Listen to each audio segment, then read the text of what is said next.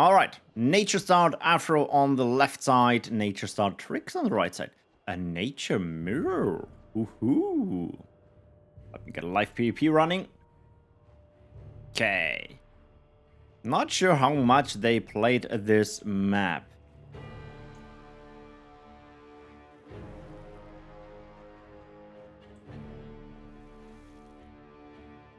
So far, nothing special happened. They are dancing around. Not more units summoned. Nature units very expensive. Well, it gives me a chance to bite a piece of my chocolate.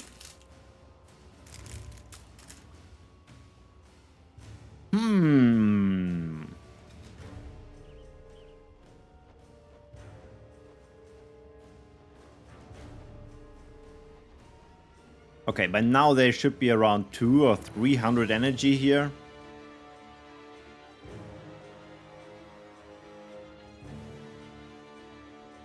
That is not power, that is the actions per minute. That is, yeah, how much they click around. And as you can see, Triggz is spamming the move command like a madman.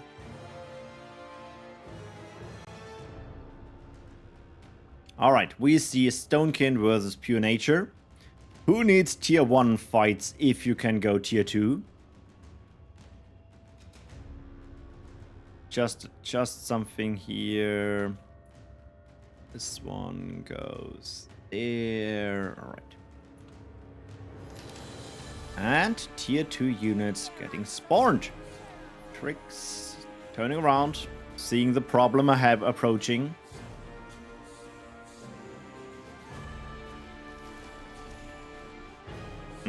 The unit to snack something.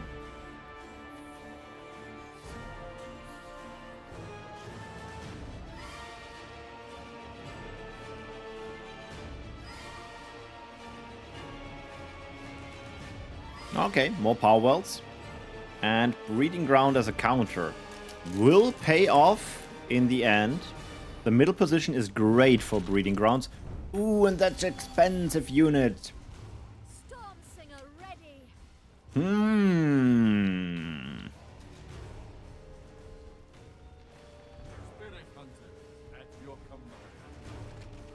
25%.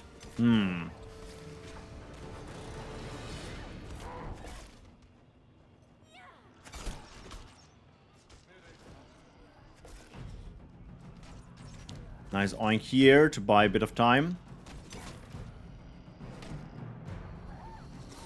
And now, let's see. He has the L counter. Problem is the knockback, of course. I'm here.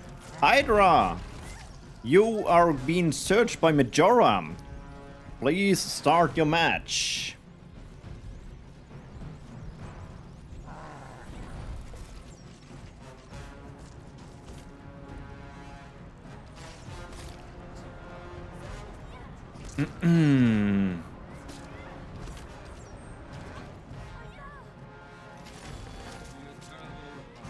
So, cards played, playing double. I don't know what you mean, Don Prom.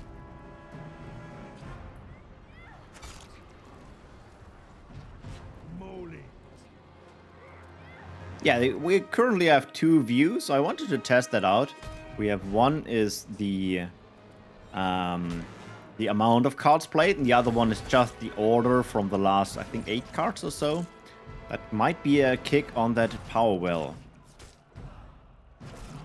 Yeah, power well kick. That brings Afro, no, sorry. Yeah, Afro in a great position. Kicking that power well after, yeah, around 60 power getting back. Instant rebuild near the orb. Bit better position since there is the attack of the orb as well if you have to defend.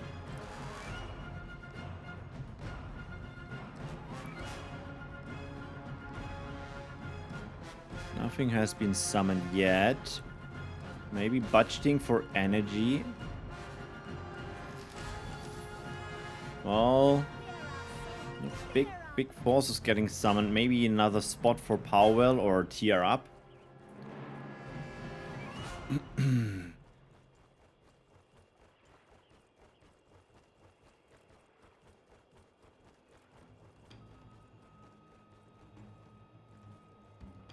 Yeah, if someone is not showing up, as per usual, 50 minutes wait, and if the next match would be delayed, so then get that instant win. We don't want to delay this event too much. Both currently on 2 power wells.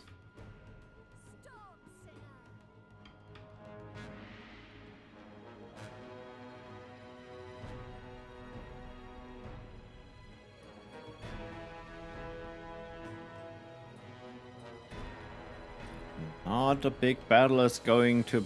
Oh, here's something happening. Or at least for the moment. Snacking away, snacking away. Tunnel! Alright, we're seeing some nature signature move. Tunnel, unique to the nature faction. And not seen too often, to be honest. Double hurricane. They really hate these archers, I guess. Where is that deep one going? Oh, he was tunneling. Oh, now I see. I was thinking he was summoned here at the top. Or that was the tunnel ability. The north part looks defended, but here you need a bit of support. Guess you can oink. But the enemy as well. Yeah, the enemy as well. Maybe waiting for that moment here to oink. Ooh, nice dodge. And another power wall down. In the meantime, starting attack in the middle. That single unit might not be enough. Ooh, we missed a great dodge here by Afro from the paralyzation.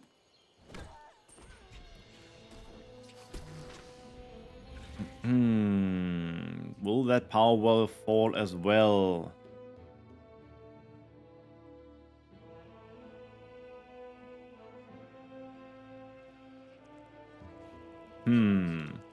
Yeah, that looks pretty good. GG is called. First match here.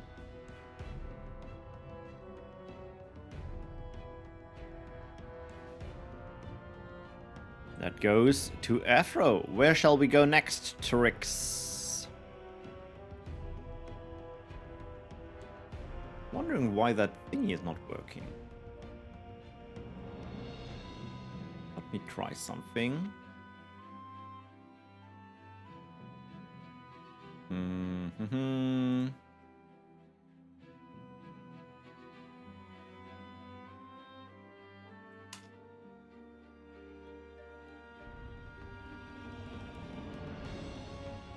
Uru, alright. We will have a big map here. Long distances.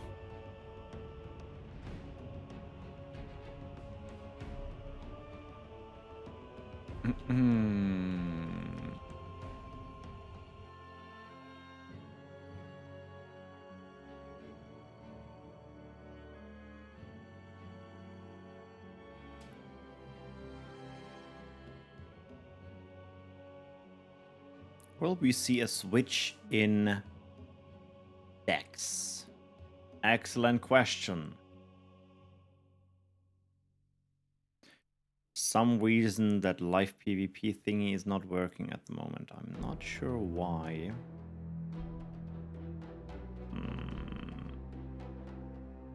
Unable to debug that on stream.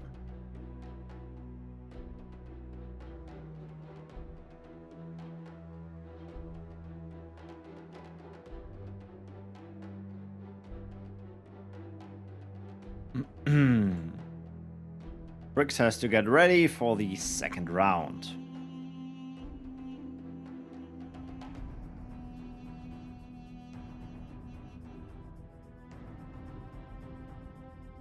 Sip.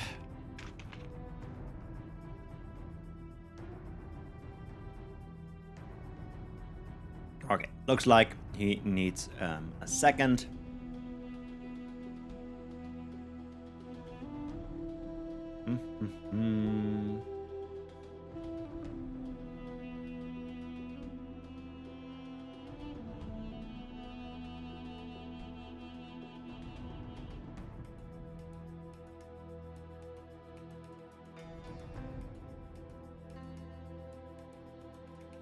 Looks like we have some spectators here.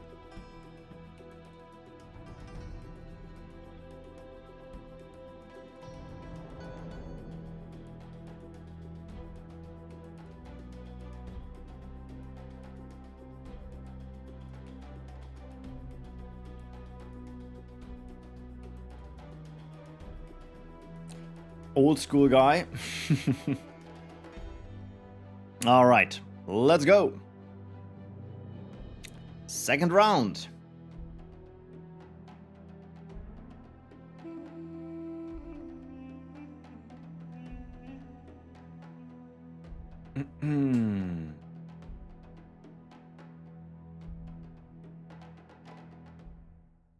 On the left side, we have Afro with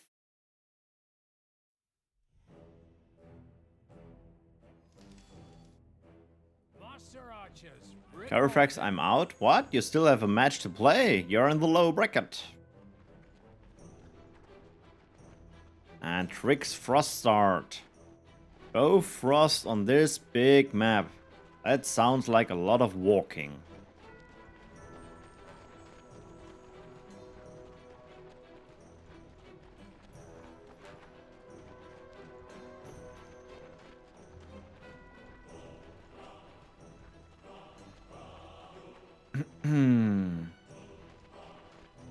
I lost against both of them. The loser of bracket number 3. Huh? I don't get it. I mean, against Afro and Triggz. Who knows? Who knows? I also won against Triggz at some point. So there is chances.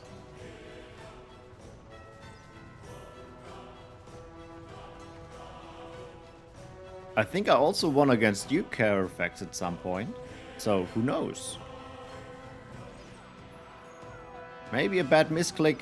Maybe a network connection with problems. Who knows? So far we are just seeing the base builder game. Currently with one more power well for Triggz.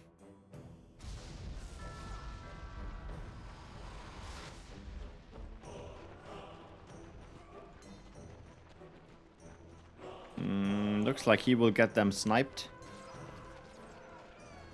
Yes. Well, so far it looks a bit better for Triggz, but here we see the tech for Afro. It is a frost fire versus double frost. Interesting. Will we see shielded drakes?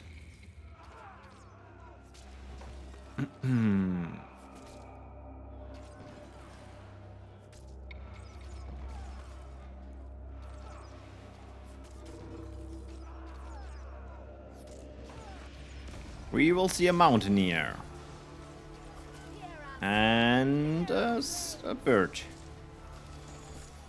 And a L counter. Pushing away them. Not dealing with that attack here. Not sure if he didn't notice. Or is just not caring. And just Cobalt tricking later. I think he just not noticed it.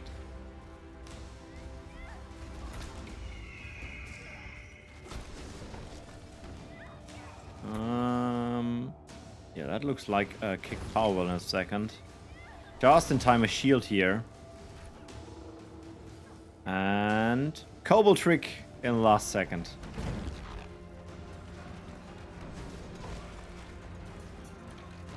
Cobalt trick here for that power well. But you need more damage. Bit more damage and power well. Wow, repaired. It would be like one more attack from the Skyfire. Yeah, but better keep your Skyfire alive than... Nice snipe, nice snipe. Next Cobalt Trick. In the end, Triggz is ahead in power wells. So, if he can keep that up over the long run, he might be able to come out on top. But he's not looking too good. Already now 4 units around your power wells.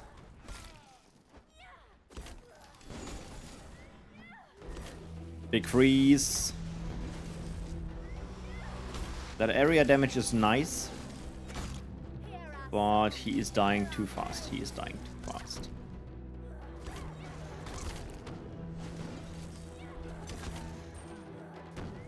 Yeah, not enough burst damage.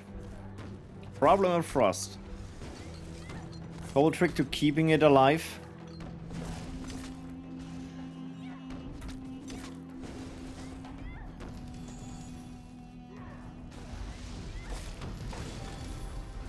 First power wall down. Let's see what the next move is. Can he at least save one of them? And it's not looking good. It's not looking good.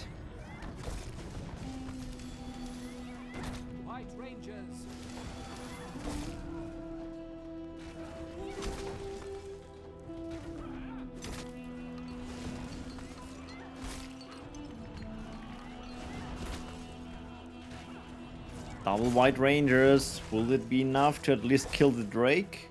No. Nice micro. Power wall down. And GG is called. With that, Triggz is going to the lower bracket. And Afro is advancing. GG's. Let's see. Maybe we can snipe in and into a round from Armatores so we see more different people on stream. Let me wisp in.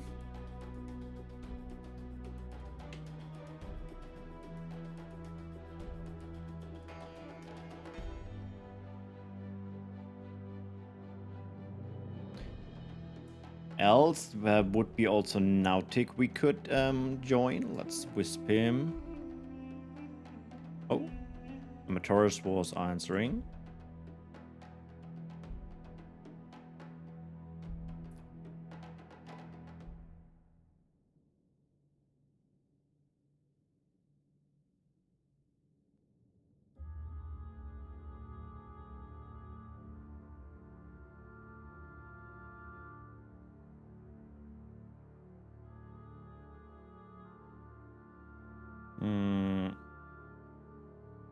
Just message some people if we can join.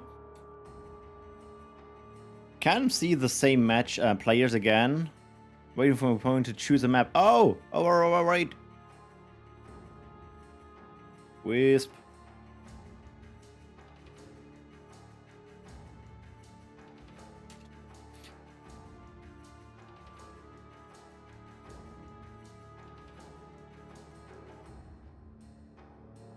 All right, next we will see Armatores and Lanez.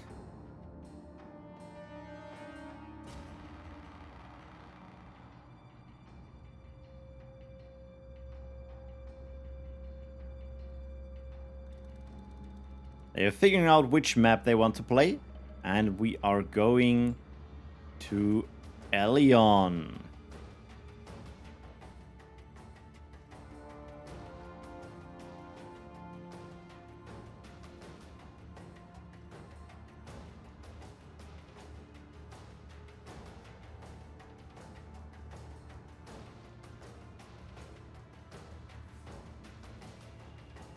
Alright, Armatores Shadow Start North and Lanez with a Fire Start. I'm rooting here for the Fire Start. I'm a pure Fire player as well. And the last matches I played with against Shadow were all very bad. So let's hope Lanez can do some magic here. Looks like we are not getting power wells. We are going for units. Classic tier 1 battle approaching.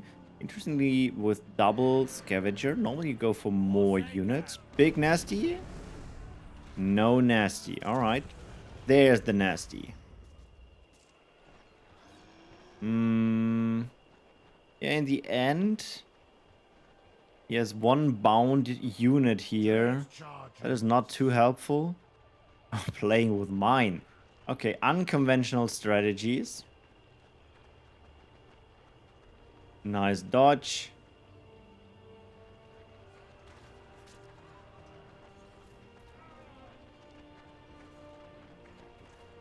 Yeah, that didn't pay off in the end.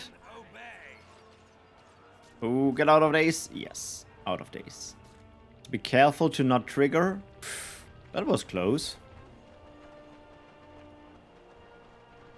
But in the end, it was just a mine not doing anything. Power for both of them. Amateurs with more units on the field. Since Lanez did the map choice, I suppose the last match they played was a win for Armatores. Now it's about defending that power well. We have already 2 switched Forsakens around. Motivated switched Forsakens. And now focusing on the power well. Yeah, triple switched Forsakens. Killing off the unit. And now on the power well. Will be close, but I think... yeah, in the end, the Dread Charger will have enough HP. Nice kick there. And with that, Amateurs goes ahead. In terms of energy, that was a big deal. Only, yeah, 25 getting back out of that power well. Now switching to tier 2. Retake of the power well. Amateurs currently don't have the energy to push here something. But approaching the power well.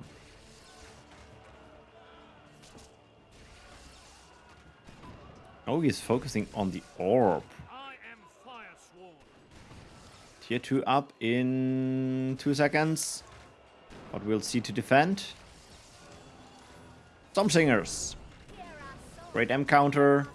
And Dancers. Great S counter. And of course, undazed units. Easy cleanup.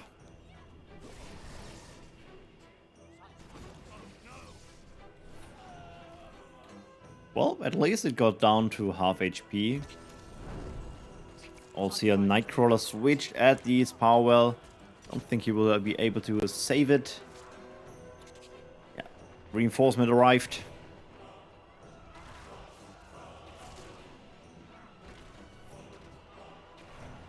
And down.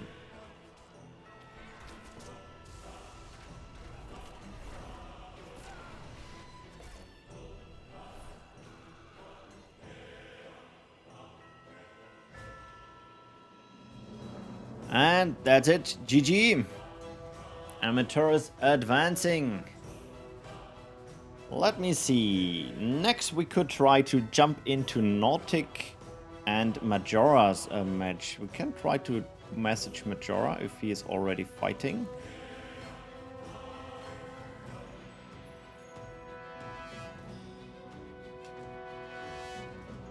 Maybe we see some open matches here. Not at the moment. Alright, looks like my co-host is ready. Great timing.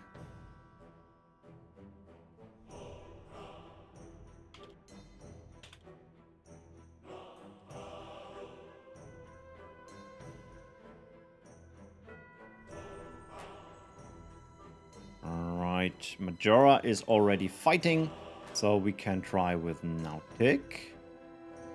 Wisp. Not invite to trade. Wisp. Hello. Hello! Welcome to the stream. Ultralord, good sir, may I join you for some co-hosting? Absolutely. Oh, that is beautiful to hear. And it looks like we can have a match with Majora.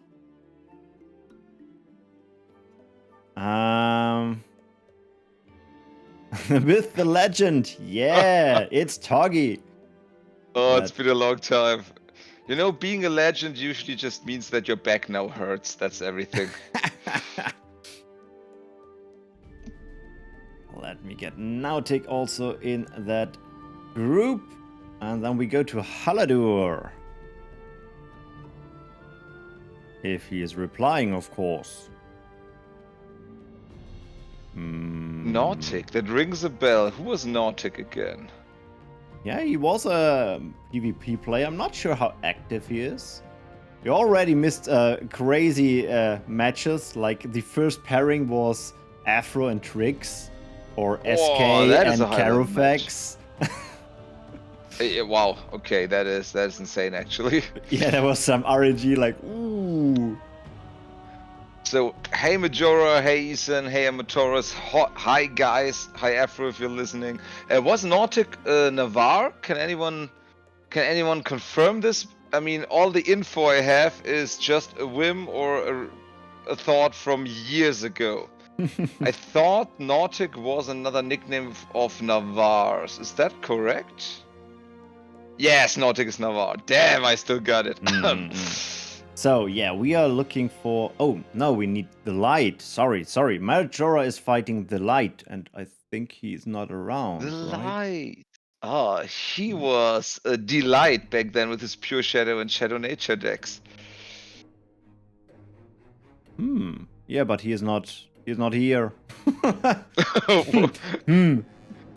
is Well... not okay. Let me double check. He's not in the group So here. I just when I tuned in, I've seen the last little bit of Triggz versus Afro. So we had Pure Frost already and Fire Frost. Correct. Did we have Shadow already? I didn't see Shadow. Well, no pure Shadow yet. We saw Shadow starts, yeah. Alright. Yeah, it looks like he is not online, so that doesn't make sense to wait here forever. We can see if we can jump into another match. We had that... can try with Nautic again.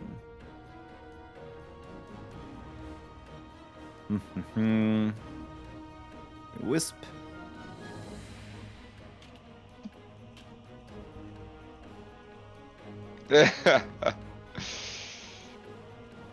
Navarre back in the day was a little bit complicated. He was one of the undisputed top 5 players in the beta. And then he went inactive for the majority of my active playtime. I think I've only seen him out of a list of about 30 tournaments in 2 or 3 of them, and 2 of those were 2-2 tournaments. So he was never really active after the beta, but he was a top player back then, so way above my level. If that makes anyone feel better who played against him. So we can join next match with Nautic and even the morning. Ivan the morning. Not sure who that is, but sounds like fun new people in the PvP community. Yep. Ivan. Yeah, we have quite some names here I haven't heard before. We just saw Hydra V9 as a new person as well. Did a fire start, but fighting against the winner of the last 2 cups was maybe a bit too much. Oh, okay, I forgive them, right? Yeah. So yeah, they just have to finish their match, then we can jump over, I guess. We can wait for the light, but it doesn't look like he's coming around. Yeah, he didn't have a match already, so we don't even know if he is around. That should be his first one. Correct. And always, of course, a little bit sad to give a death win, but hey, the show must go on. There will be a lot of more tournaments coming, especially if there's some real-life business getting into the way. Yeah. Or the good old internet connection problem. Yeah. Actually, the next PvP event will be with a Swift system, so we can easily adjust there. If someone's not showing up, there will be another matchup, so that's a nice thing about Swift. Yep. You got a lot more flexibility. So, something completely besides the matter. Have the fireworms been patched? How are they performing? Well, the fireworms have been removed, and we now have a new card called Scourgelings. They are kind of the fireworms, but with a model of the head, the Void Maul, the tier 4 unit. The attack is the same for like the fireworms, but don't have the worm drive thingy. Yeah, and they don't desync, so a good change. Which is the important part, right? Which is the important part. Registrating 1 hour before the event, Don Prom. Well, interesting idea, but I think it's only like 2 or 3 people not showing up, and the rest of them, like 90%, are actually showing up. So Yeah, I think the formula is working.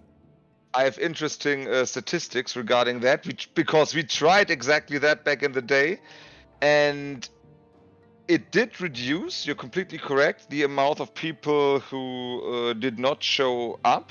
The problem is there were still people that basically checked in 30 minutes before and then didn't show up. And then there were people who never checked in, but were there all the time. So it just led to more frustration and more problems than it actually solved. Yeah, I can see that. Oh, and Nautic did the win, and is now fighting Majora since the light is not showing up, and that would be the match. Yeah, so let's. That makes sense. So invite to group. Oh, let me wisp him. He's still in a group. Wisp. Ah, the Scorchlings are pure fire. I was just thinking, wait, they are super good with nature, but yeah, of course, that would have been probably a little bit too good.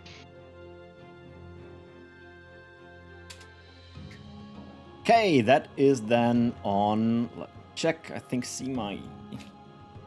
Yes, see my.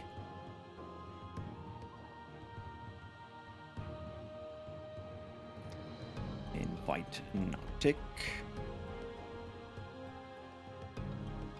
So we are working really good on the upper bracket as per usual. The lower bracket hasn't made matches yet. Currently, Carafax is fighting Triggz. That's a very bad matchup there. Like, both of them had to fight against other high class and now fighting the low bracket there. Valkex. I think Valkex was around. Yeah, we saw that match against Armatores. It was his first match. I'm not sure if he thought that it's just upper bracket and no lower bracket. He's there. He's there. Yeah, it's also saw him in the in-game chat. You should be able to get that match running. All right. And double shadow start. Yeah, in we go. Shadow mirror between Majora and Nautic, or for the old schoolers, Navarre. On one of my favorite maps, Simai, especially after the tweak, so you can't use walls to snipe your opponent's power wells that easily. Just a lot of slopes, a lot of edges, it's a lot of strategic battling. Map control becomes more and more important towards tier 3. I just love it. Sure, not summoning, not building power wells. Yeah, that is. Okay. I don't know if you maybe want to jump to tier 2, but that is not working. And Nautic immediately taking the offense here. And Majora says he couldn't build the well. Yeah, I guess that 5 seconds. That's 2 power behind. You can do that. Just one good trade. If those 10 power decide the game, be proud about yourself. Nautic is a handful.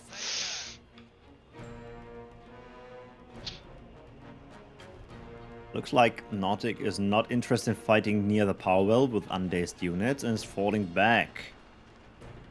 Yeah, of course. In a mirror match, just giving up the defender's advantage and just attacking on equal terms usually should mean that you lose. And since he got a little power advantage, he's just trying to push that, already getting up another power well, while Majora is not yet reacting to that. Don't know if you didn't notice or if he tries to go for the offensive himself. And we got a battle. Yeah, both the north and the south are starting the battles. Trying to Majora is trample. not re-summoning. Yeah, not getting the power well as well. Oh, Yeah, all he for should saying win that the this north are battle. switched, right? Oh, one is switched. Okay. Ah, it's getting Yeah, the middle. that was alright. That was decent. His second power was a little late, but he got control of the middle. The problem, of course, is the middle can be sieged up by the top. So we have a quick tech from Majora, who's therefore on the offense, while Nautic getting up on his +1 and should get his tier 2 accordingly very There soon. it is, yeah. Double Shadow versus Lost Souls. Yeah, interesting matchup, and Majora, he's behind a power well. I don't know if you even noticed. He either wants to go in or he's just saving for the Harvester.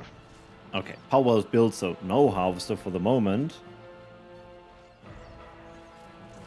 A little sad. I would have loved an early Harvester, because the later it goes on, usually the harder it is to beat the versatility of Lost Souls, you know? Power half HP, but with the Frost Splash, we will probably see a Cobble Trick if needed. Oh, a bit too early. Doesn't Yeah. got the corpse from the Red Charger. Yeah, the problem is the Skeleton Warriors is a very powerful card if you want to apply pressure for people with no defensive capabilities, like Pure Fire, because there's just no getting rid of them. While on the other hand, Lost Souls doesn't care at all, the damage output is too low. Yeah, and if needed, just Cobble Trick. Done. Exactly. Shadow Mage defense. A lot of low HP units here. Yeah, Nautic very well splitting his units, putting on a lot of pressure, and these rather glass cannony mages, of course, need protection or a little bit of wind-up time, because you just look at them in a mean way and they kind of, yeah, fall over. And more power for Nautic. Yeah, nice, versatile and defensive game style for Nautic. Trading a few blows, getting +1 power well, playing on the defense, getting his advantage, increasing his advantage, and Majora, even though he had nice ideas, kind of pretty far behind already. They are on... Wait, what am I talking about? Did he get aggressive? Oh no, they are on equal power wells. Yeah, they Only are on one equal power wells, corpse. but a little late. And as I said before, it would be a very good move if there wasn't the Cobalt Trig in this deck. I'm wondering where the energy pool currently is of both players. I think with 4 power wells, maybe we will see the Harvester at some point. Yeah. It's not impossible, but as we can see already in this little exchange, Nautic trading a little more cost effective. And the units are still alive. Yeah, and he's still got an army left with small counters, medium counters, ranged units, melee units. Oh, And Majora, even though he of course has... Oh, the Viridia's coming out! That's cool to see. I remember when he was the first one pretty much using it in a non-meme way. Because the two decks where we kind of have seen it was Pure Shadow from him for as a support for the Harvester, or Pure Frost. That was pretty much it, because they had a lot of shields and protective capabilities, and of course, in general, a larger health pool. Big explosion, but not killing yet. Yeah, but the second one will take the majority, even though that was really expensive for pretty much a Viridia alone. Yeah. Not the best right Viridia now, but... Yeah, with 90, of course, rather expensive, but the tree spirits from Viridia, they are such good value. If they don't die, if they regenerate, if you trade with them again and again, such good value. Even though Nautic already getting the +1, he's always ahead for at least 30 seconds with this additional power well. And as we say in German, that läppert sich. Next nasty. Yeah, reducing the HP, but you can see these tree spirits are putting in a lot of work. Viridia, of course, needs to be protected. And there's the Harvester. The promo Harvester, I'd like to say. Yeah, now this game is more or less putting the hurt on. Can he stop the Harvester? Can he slow him down? Does he have enough ranged units to distract him? Because there is, of course, the defensive capabilities, but he got to the...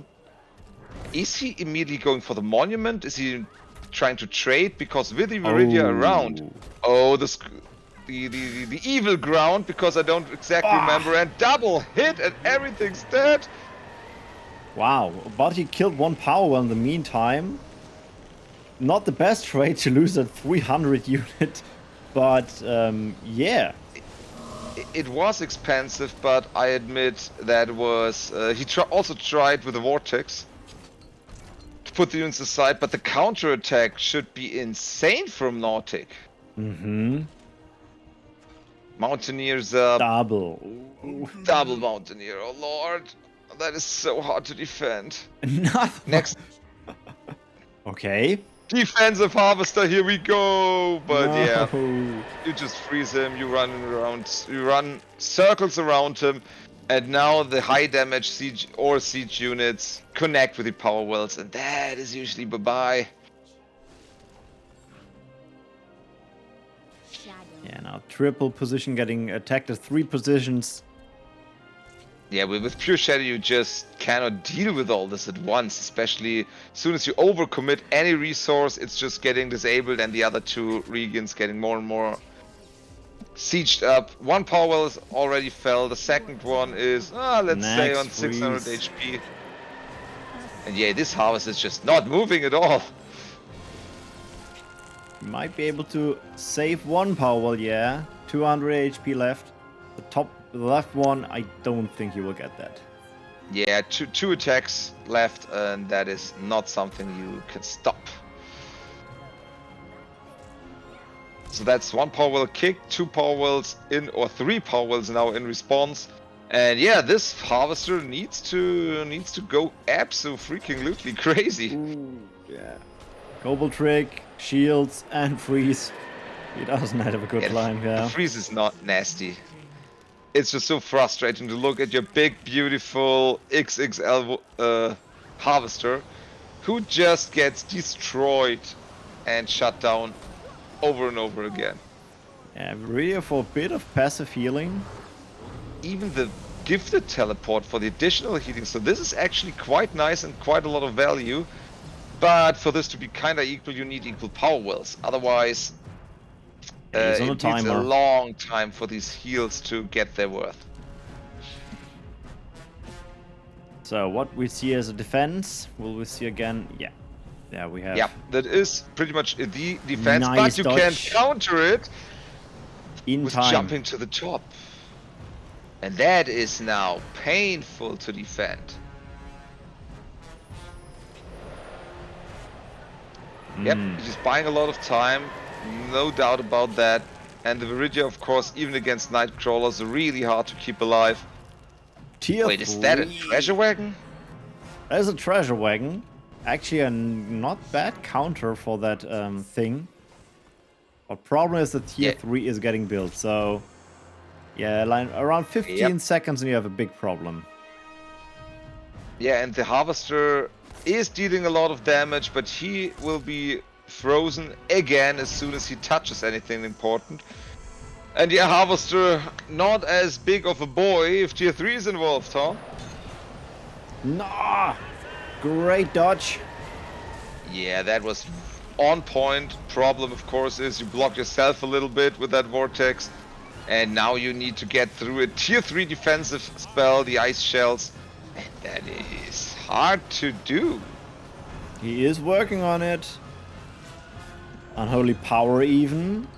He had 2 more hits. Ah. Oh, he summons. Not sure if that was worth it. And he... He's on peak with that port. Sadly, not on... Ah, sadly. Playing out of his mind, but once there are timeless ones on the field, especially 2, there is no dodging the freeze anymore. Yeah, no healing up again, I guess. Doesn't big have the nasty, but energy. the power will stay mostly alive in the middle, but the problem is that pressure is insane. And now that the harvester is gone, GG is called, but what a nice back and forth and action-packed game. Agree.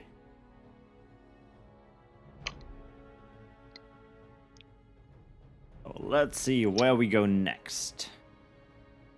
Tyrannos. Alright, you see something new now. The new PvP map.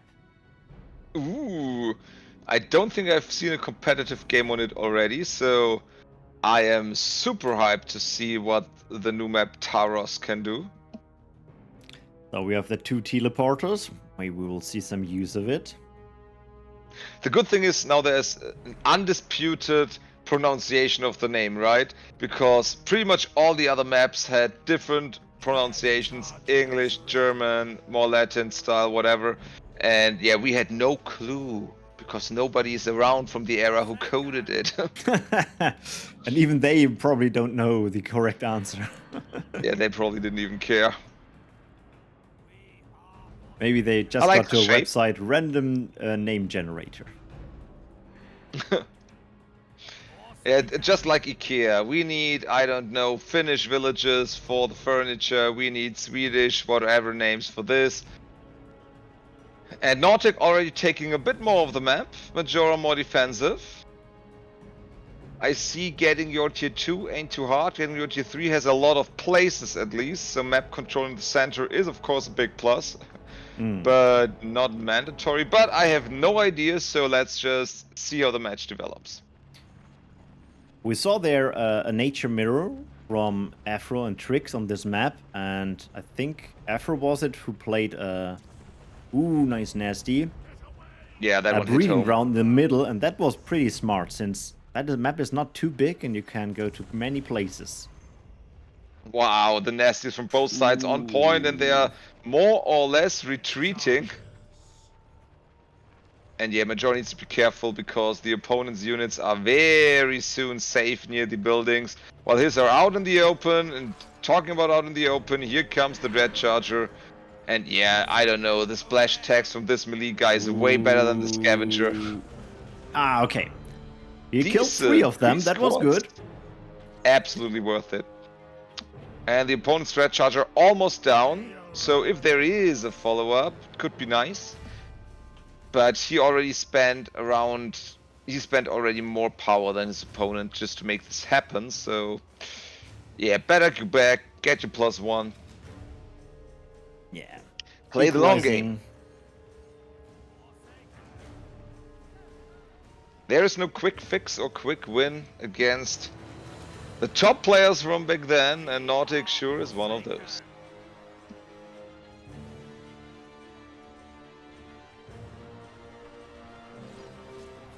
Trampling to buy a bit of time.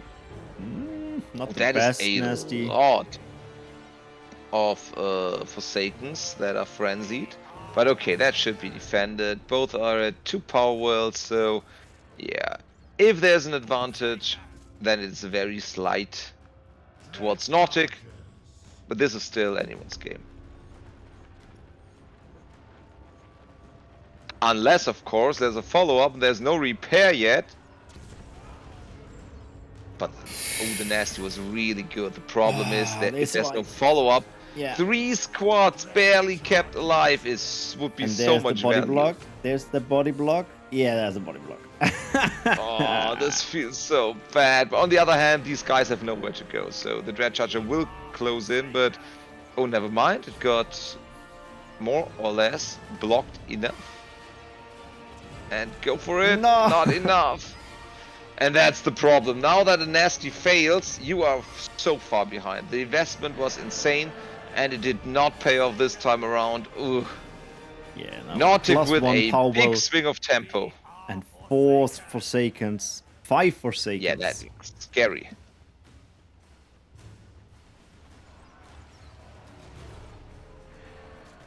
Yeah, Taros, of course, a map where aggression can shine. Like pretty much on every other map as well. Aggression was the king of Battleforge for the majority of the meta. And that would be a good nasty, even with Yeah. follow-ups this time. The problem is you're not fighting for an advantage, you're fighting on for For your dear life. Yeah. Because your opponent is knocking on your door and he's up a power well. So a quick tech now from Nautic would be an easy way to get ahead again. And here we go. Yeah. And probably the power will go down as well if he's not careful. Yeah, okay. Safe for the moment, Yeah. but behind tech, behind Powell. Not really in favor of, in terms of the army. Yeah, that is looking grim. And that's something that is to be observed over and over again. Since the focus of the game was pretty much on prolonged tier 1 battles for so long, especially during the EA times, the old players are so good at that. Don't try to go to their game. Don't try to fight them at tier 1 for the little bits of advantage. That's what they did for years. And here we can clearly see how good they are at this. Treasure wagon. Well, he can at least buy time. I love this unit so much. It's expensive, but it's so unique in the way it works, and it really brings a good defensive element into this game of rushing down power wells. They can really enjoy it. Yeah, and it gives every faction a bit of ground control. I mean, if you play nature, you have Oink, no problem. But as shadow player, what do you do when there are 100 of units around you? Yeah, you don't need to tell me. I'm the guy with pure fire. And yeah, the Viridia adding up a nice touch because it can be better protected by the treasure wagon as well. So yeah, pretty cool. But he doesn't have to activate the ability yet. So for now, it's just a stamping wagon. How expensive is the ability again? Can anybody hit me up with the numbers? 60? Yeah, that is quite expensive, but it is quite strong as well. Ooh, yeah, okay. A big freeze, and now's the big question. Can anything happen during this freeze? Freeze, half damage, and life weaving. Wow, life weaving on a taunt unit is insane! I love it! Of course, it redirects damage to all the surrounding units, so yeah, putting on more and more hurt. And good micro around the taunt effect. 2 spears make quick work of the Viridia, and Majora's attack is kinda getting to an end here. Yeah, he will get the thugs, but they don't change the battle. Ooh. Yeah, nice idea. That is a lot of damage with the corpse explosion, but corpse explosion is a follow-up. It cannot win fights on its own.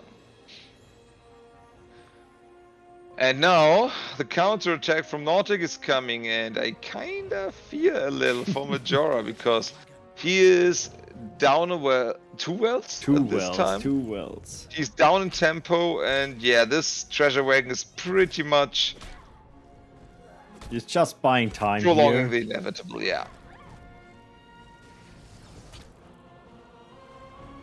Group 13 and 14.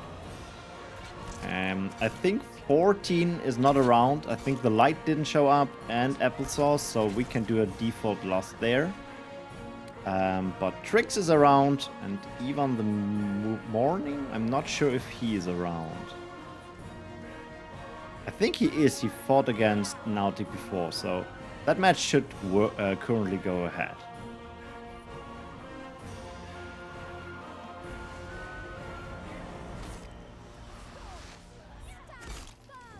Yeah, tier 3. Not seeing the miracle. Oh, not the perfect dodge. GG's. GG. And Nautic is going to advance. So let me see where we can snipe in. Maybe we can watch Armatores and Afro. Let me check them.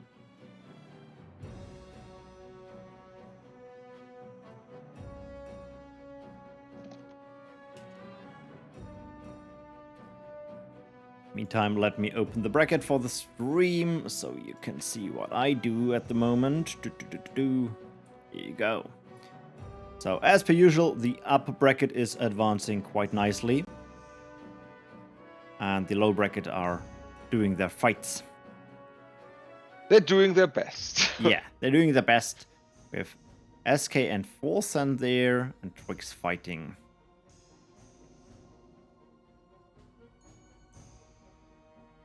Let me see in-game.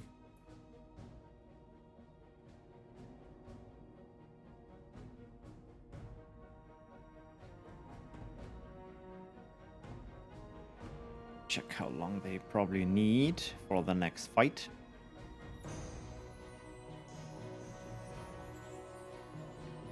Yeah, I mean, there are still a lot of interesting games coming. I'm also, of course, super hyped for the upper bracket final that we're going to have between Nautic and either Armatores or Afro. We can actually join Armatores and Afro. They have already opened the match, so you have to switch over to their match, and then we can have that match on stream. Great. That is also a pretty high-profile one. Oh yeah.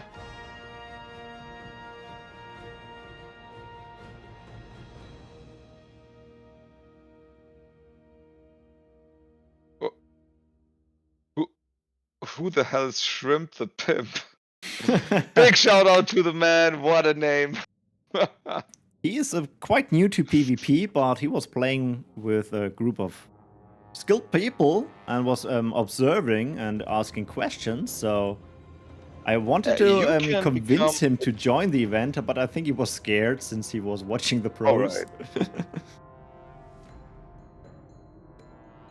I think it's always good to play against the pros. You can always learn something. I mean, like 2 times a week I play PvP against Carofax, Twinson, Triggz. I get my ass beaten, and always I think, yeah, that was the moment where I shouldn't summon that stupid Sandra or build that greedy well. It's always like, yeah, should have been this, and then I maybe had a chance. It's interesting, the last 2 events, Amateurs were playing a Twilight deck, and it looks like he is now completely switched his meta to Lost Souls.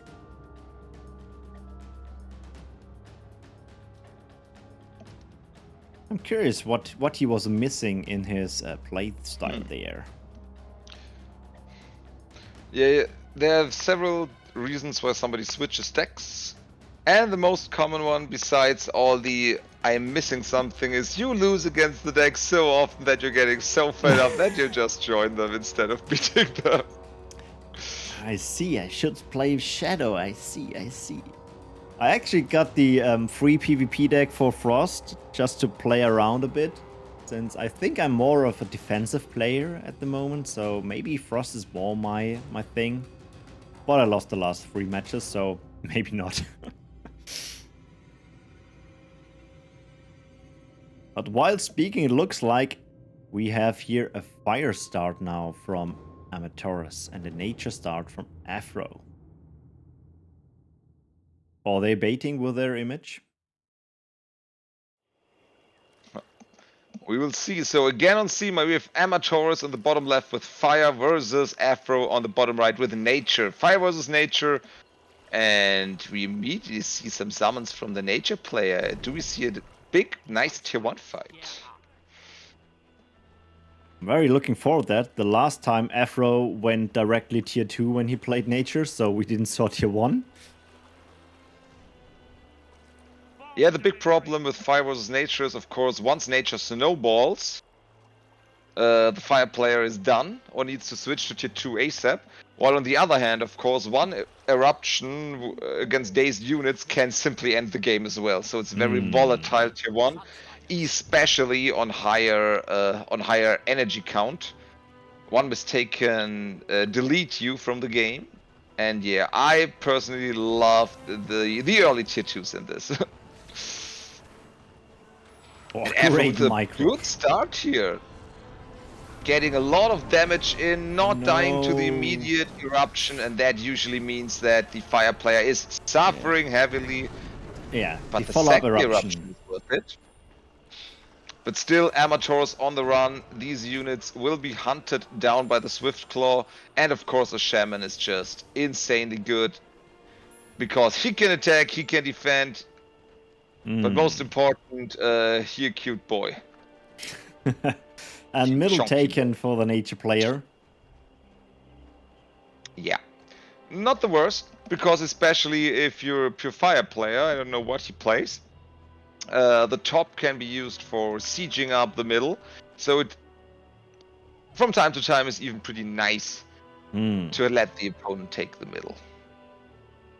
We also don't know if he's playing double nature, then we could also see energy parasite from the middle. Very Yeah, I nice think squad. Afro plans something else. His positioning tells us one story. He's containing the opponent. Armatores at the moment has access to only one spot, and that is one additional power well. If he wants to go anywhere else, he has to fight. And as I said, prolonging the tier 1 fight against nature is super scary. It will be so hard to get out of this, while Afro can switch to tier 2, get more power wells. He can play the long game. It's no problem. Map control and Zmai on tier 1 actually a thing, and we're just seeing how beautiful and cruel it can be, because Armatores is sweating now. These choke points can be, the units can be put down with either the Hurricane if they are small, with the Ensnaring Roots if they're split off of the main forces, and yeah, the +1 power well is already taken, and now Armatores has to fight to break out of this containment. Double Eruption, Okay. never mind, we have a Cancelled. heal. And that was a good initiate, but on the long run, of course, where's the follow-up? Oh, the split from Afro, beautiful. Yeah, And also yeah, good here's the trade so problem. far for Afro. You're behind a power well, you didn't break through. This heal was insane value, and if you don't win this fight, you can kiss your game goodbye already, because you're down a power well, you never get into tier 2. And these nature guys, damn, look at their tools. I'm so jealous. Yeah, that looks not. He is fizzling out here with his attack. And that was down a power well. Now he's down two power wells. Yeah. And Afro just showing us how insanely strong a small lead leverage from nature tier 1 can be. You're not in a perfect position, roots. You have a melee unit, roots. Oh, your eruption went into a heal? Well, I guess you lose the game, GG. What a high level display of tier 1 fights. Absolutely agree. That was crazy. Like, if you keep your nature units alive, it's so hard to come back there. And the shaman, over the course of the 3 minutes where he was around, he healed so much. Yeah, that guy was the MVP. I just have to say, shaman, potions, trinkets, charms. Yeah, you get rid of this chunky boy quickly, or he gets rid of you.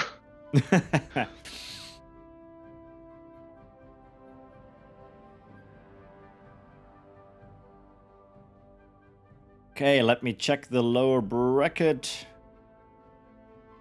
Looks like SK and Asen are still fighting. Alright. We see the same color start.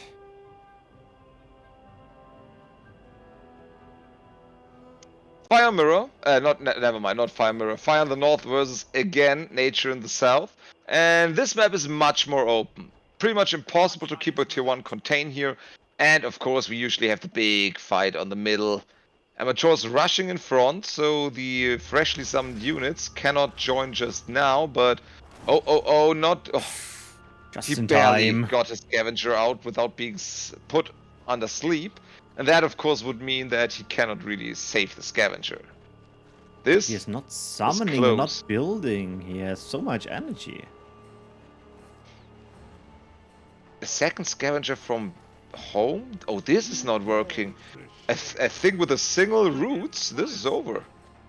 There could be, of course, there is power save for the eruptions, because without a double eruption, you always have a hard time rocking through this double dried shaman contain. And that is a roots. Okay. And a heal for Saving 2 that. scavengers. and a lot of tempo especially. And now how do you even get away from force? Afro making it look so easy here. Yeah, I was thinking like, well, that was a nice start, and that's actually quite difficult here. Yeah, the problem is, of course, yeah, just looking from the power spend, it's not too bad. You can resummon units for the same price, but where the hell are you going to summon them? They're just running into their death. And not a single kill from that eruption, and oh No. my god, Afro is making tier 1 nature looking insane. Yeah, children, look at that. This happens when you eat your vegetables and your broccoli and it finally starts getting up and taking arms just for you, and it's marching those evil fire units down. And this just looks super impressive. So no defensive wall. Double erupt. Double eruption with actual real value, so that he can survive this. It's possible. Especially since Afro is rather going for the power well instead of the units, which is okay. Which he's switching up, trying yeah. both at once, which is honestly not the best execution. I think he wanted a little too much. Not that he still has a lot of power up, but yeah. Yeah, all Damn, units this down. lead was just insane. Focusing on the power wall now. Imagine you're a melee unit ready to defend your power well, and some rooty boy says no, you can't. That was a sweep. And Amateurs down to the low bracket. Crazy. Yeah. I He guess won the last 2 tournaments, right? Correct. So he has to fight Afro, you back up. chunky boy. GG's a call. Yeah. Hey, the big wet. Nature broken low key. Remove the low key. And I guess we are sticking to that group and do Afro versus Nautic next. That sounds like a high profile. We go to Elion. Oh, you mean we're going to Elion? Elion? Elion? Call it whatever you want. Your guess is as good as mine. Fun fact. There is an event upcoming in 2 weeks, Friday, with a live Q&A question with Wind Hunter and Majora, where you can send in questions beforehand. Maybe we should send in this as a question.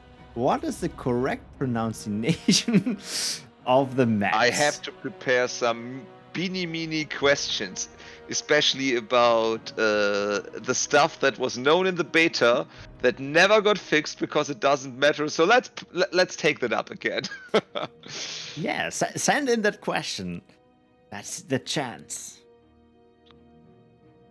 All right, we have now the winner bracket final, which is Nautic against Afro, who probably wants to take a few seconds off to prepare.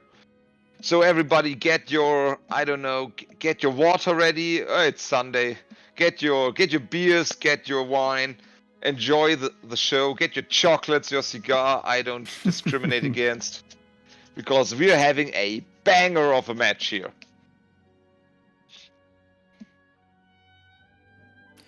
Just chatting some lower bracket people if they're actually fighting. That is very good. I have hosted way too many tournaments where I rushed through the winner bracket just to notice that the lower bracket didn't even start because they thought they want to be on stream. Yeah.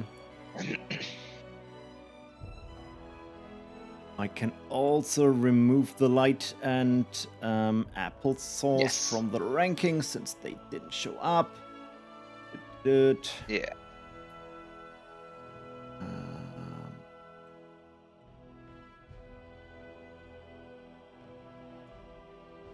Apple light.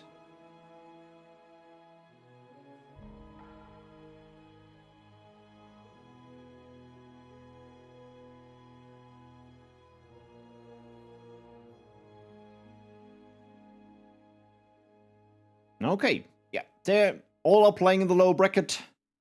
Wonderful. That's what we want to hear.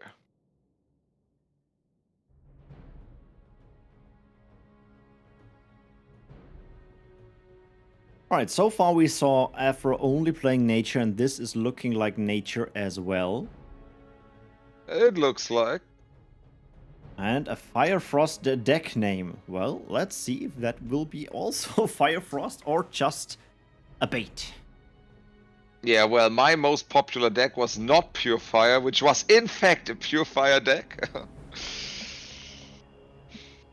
And here we go, in the north, we have Nautic starting with his trusty old Shadowers. In the south, Afro starting with this Spearman. Good old classic for the Nature Shadow one-on-one match. I have no idea how this matchup plays now, especially since you can't transition to tier 2 as easily with the Shadow due to the Night Guard changes, but I'll just see a masterclass and Afro is wiggling his spears around, not doing anything. What the hell is going on? Yeah, not summoning any small units, instead going for Nox Troopers. Oh, the face tower is hitting the ground. How is Afro Ah. defending against that? Especially since he pretty much gave up the ground for his tier 2. And I get really bad flashbacks here. Yeah, you could say that face tower is a collective trauma from the community. Ooh. Big nasty, but a heal would outvalue that easily. Here it is. And yeah, Mass Wind Reavers are actually the answer to this attack. If you just nice root. Win the first unit, chase away the opponents, punish with roots. This is picture perfect from Afro again. Why is Nature tier 1 always looking so good when it's in his hands? Even putting back with micro, the Wind Reavers dodging the last shot, and Nautic running away. Yeah, the Spearmans will not make it, but... Yeah, even though that was close. And yeah, okay, never mind. Tower. If the tower teleports, it takes way more damage, so he couldn't do that. Yeah. He could, but then he would have lost the game, let's be honest. So the Nature counterattack was not as flawless as it could have been.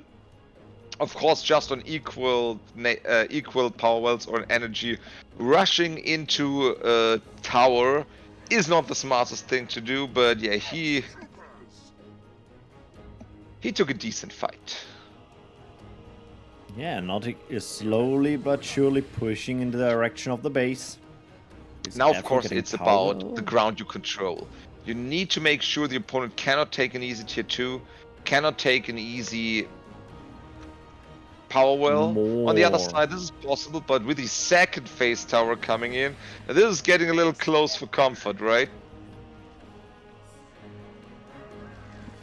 And a crazy amount of Nox Troopers. Stacking them up. One squad of Wind Weavers walked all the way around.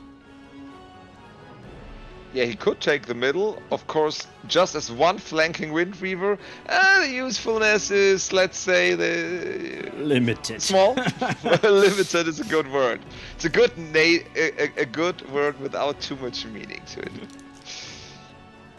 Yeah, because now he's just walking back again. So yeah, whatever you're gonna do with this Wind Weaver is not going to matter unless the opponent takes the power well and you just want to take one as well. But of course, these towers just go one direction. And that is the opponent's base. Because once they are out of their additional damage, these are, of course, a lot of bang for your buck, right? And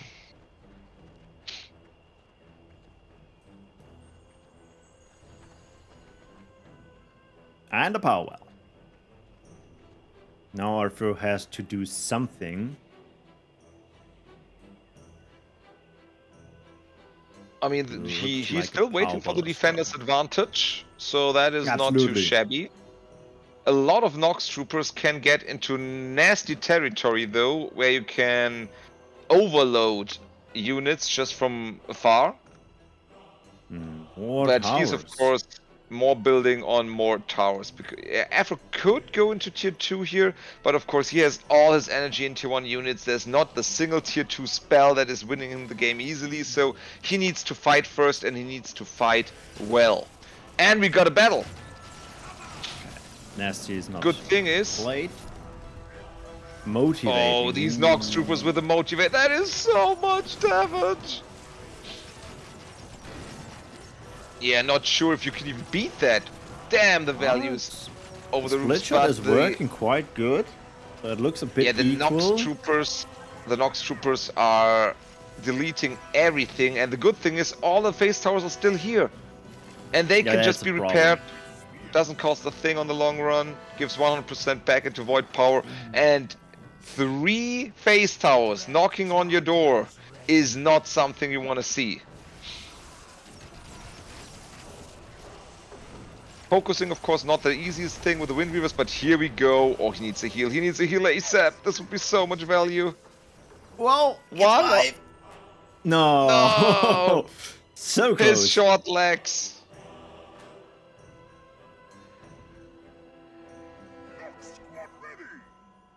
Damn. Well, good defense so far, but again, a lot of Nox Troopers have been summoned back. And another tower as well. This is still anyone's game. They're both at 1 power well. The only thing that would be painful, of course, after the next fight, if it goes rather equal, one player has quick access to tier 2, while the other does not. So this is one way to switch it up. On the other hand, of course...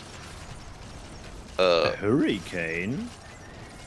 Well, it deals damage. Yeah. I think you should have saved that Angie for a heal instead, but who am I? Yeah, of course, that was a misclick. And the heal would be the way stronger thing here. It's still enough because heal is very good. Let's call it good. And there's the tier 2. As we just talked about it, here comes the switch to tier 2. You would have to attack into 2 phase towers, which you should do. Because you have a huge tier 1 army, 1 heal and everything's back on its feet. The problem is, how are you fighting Lost Souls then? Yeah, tier 1 nature is very good. Is very good as long as you're on tier 1. On tier 2 it falls off pretty quickly. And yeah, let's see if... I'm sure we will see the dancer. Ooh, dazed assassins. And let's see if Nautic can get his units up in time. Because this will hurt. This is still way too many units. He can buy time, he can use the Aura of Corruption. Only hitting 3 squads. Afro, you sexy son of Viridia.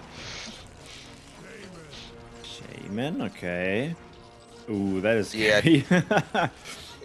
We're probably not saving that boy. Good micro though. Getting the 1 heal in. Yeah, out of days. Buying a lot of time. Oh my god. Afro is insane. Cobalt tricking and glaciation for the phase tower.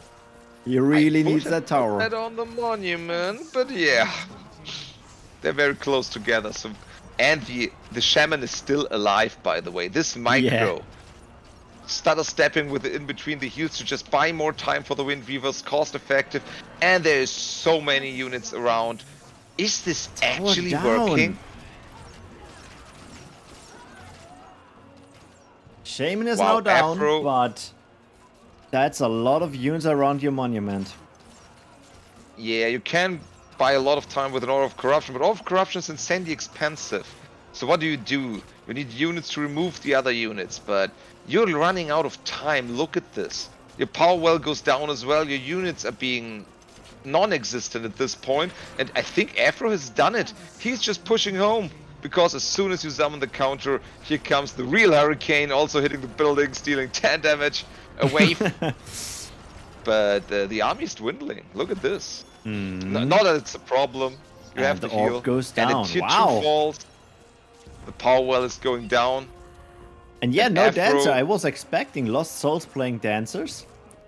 Nautic calling GG's. But GG's called 2 power wells up against a lost tier 2 and a lost power well. And Afro looking insane. Yeah. I was not expecting that. I somehow will think like, yeah, Shadow is pushing that with the base towers.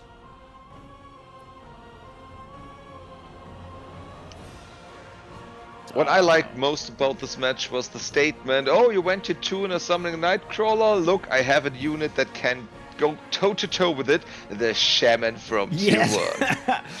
That was crazy micromanagement. Yeah, my boy's cooking. I guess he could have Afro is on switched the run. him, the Nightcrawler, and then probably got that earlier, but he don't want to You're not lose that unit. expecting... You're not expecting a support unit on Tier 1 that is not swift to take that long to be hunted down by a medium counter swift unit. It's just not Yeah, happening, correct. especially when there's so many squads to micro at home. And we go to Haladur, the good old classic, and let's see who is taking.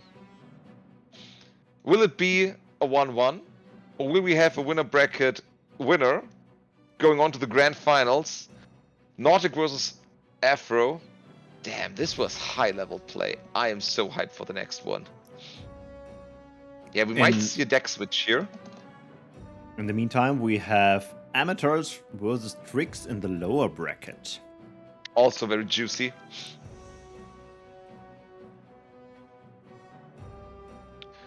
And we go on Haladur.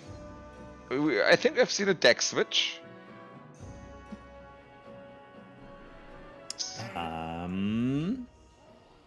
No, at least not for Tier 1. And we got Nautic with Shadow in the north versus in the south Afro with Nature. So again, 2 times the charm. And Haladur is a big map. There will be power wells up. There will be maybe a lot of teching, usually, unless they have the gentleman's agreement to gently hold each other's neck while blocking with their faces. And we see the next face tower coming down. Just going Tier 2 is a perfectly fine response here, by the way. Usually over the distance you should be able to defend this because there's so much power bound in the face tower, which is not really a use to siege up this Tier 2. But it comes down to style. I would tech. I like the higher tech levels. I think like to get to the low position, that's like 3 ports or even 4 ports. Yeah, that's way too long. That's way too long.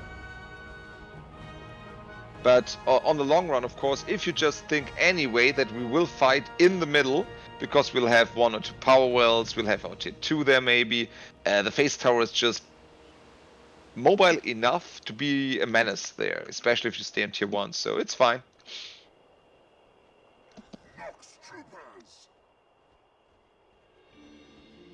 There was a question. The matches are best of 3, right? Correct, yeah. Right.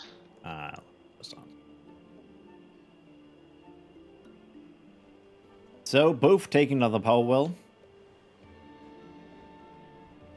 Like you said, more like tech and energy well heavy map. Yeah, but the second face tower is already coming out, so I'm fearing for this power well of Afros. Meantime, getting a split attack maybe running. No, that's just distraction.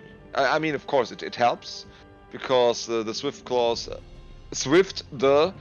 and yeah, the player ramping up their power is nice to see. We want to see a little bit more than just Tier 1 action, even though we don't even yet know for 100%, which is what is the Tier 2 of Afro here, because he knows Pure Nature. He played a lot of Stonekin. He's not that known for Twilight, or if you play Nature into Shadow, you're one of a kind, because I don't think anyone did that seriously ever. And there's now a bit of attack on both power wells, as well as attack in the main base of Afro. Yeah, and that is the strong thing that especially the old players know. Split attacking on Haladur is king. Just need to be sure that you're on the better end of the equation. And of course, with face towers, with static defense, usually defense should be easier, so you can put more into your offense. And Nautic on the bottom, putting a lot of hurt on the defense of Afro, while Afro is barely managing to push through the first layer of defenses. Power down to half or third of HP. But is he running out of steam after that? While Nautic in the bottom looking super oppressive with his down. Motivated Nox Troopers. Wow, that is so much damage. North one It looks also like he is getting the kill, Yeah. Afro. Should be just an exchange of power wells, but I think Nautic got the better trade here. Ooh, Oh healing well, and pushing. never mind. Yeah, because the face tower is now out of position. And we have 3 or 4 squads. That is the exact sweet spot of nature trying to be hella annoying and still be able to heal. That's rude. Oh, the work with the roots. This and hitting both with the split shot. Look at this. Yeah, Afro putting on a master class of leveraging small inequalities on tier 1 in nature. He is just surgically, methodically putting on the hurt on Nautic. This is just so impressive. Yeah, Nautic took that power well before. That was probably the downfall for that battle here.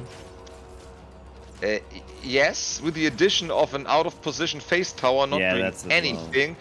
And of course, the problem stands. How are you defending against a stronger force of Wind Reavers if the opponent has energy to spare for any counter, be it Roots, Hurricane, or the heal? And the answer is you don't. And both tag up with double nature against the Lost Soul stack from before. Yeah, but he's down a power well, right? Correct. Afro should be ahead 1, which is not true. Okay. Yeah, no, he kicked that. Sorry. Yeah, he kicked that power well. Yeah, they're equal power wells, but look at this blob of tier 1 units. And there is the dancer, as you've mentioned. He's so good against Wind Weavers are elves, but the Spearmen get the double damage against humans. Oh, never mind, he has the siege version, not the anti-human version. Ooh, correct. Okay. And the deep one in the middle, in the meantime, putting on the hurt on with the Spirit Hunters on the units running around. They're just getting better trades, while in the north, the tier 1 units still being hella annoying. Yeah, but that. And yeah, this face tower is a sad boy. Even Burrow coming out, yeah, that looks so insanely hard to deal with. In the north, Nautic dealt with the tier 1 units, but he used 2 lost dances. When are those going to head into the fray? It will take so insanely long. Yeah, they're so and slow. In the meantime, Afro taking value trades here, picking off units, saving his with low HP. And yeah, with the next heal, this is going to be a huge value swing in Afro's favor. Especially a unit like the deep one. A powerhouse of damage. And the Lost Dancers just walking by the orb in the north. Yeah, they take so long to just get there. And this power well is getting to know the claws and the whatever it is, the horn of the burrower now, and that is way too much damage to trade cost efficiently without counter-attacking. Way too much damage. Yeah, not another Cobra trick. Power down. GG is called. Afro with a display of force. Look at nature. Nature is good. Well, that GG. Nature goes to the final. Yeah, that green boy is going to the grand finals. And then my game crashed. Give me a second. Happens to the best of us. Looks like too much nature units. Come on. Let me start. Let me in.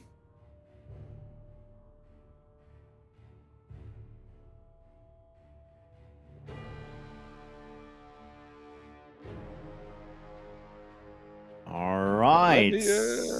So we can have a look at SK and Majora and Triggz and Armatores both in the lower bracket.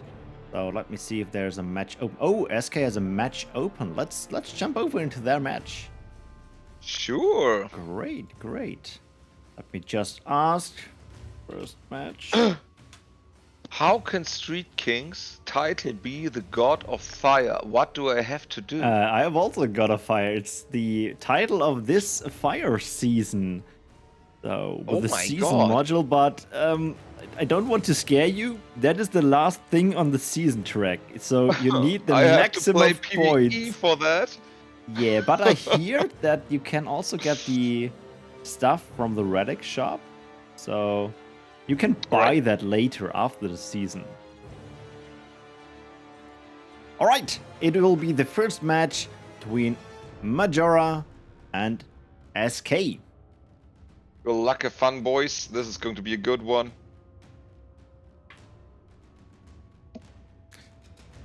So far, Triggz and Armatores 1-1. Nice, okay. So they are progressing as well very nicely. Very smooth low bracket so far. And we have Shadow and Fire starts. Yep. Fire versus Shadow, the good old classic meeting in the middle. Who can get the nasty surprise? Who can get the price eruption in? That's the question, because we want that center location. Nice nasty as a start.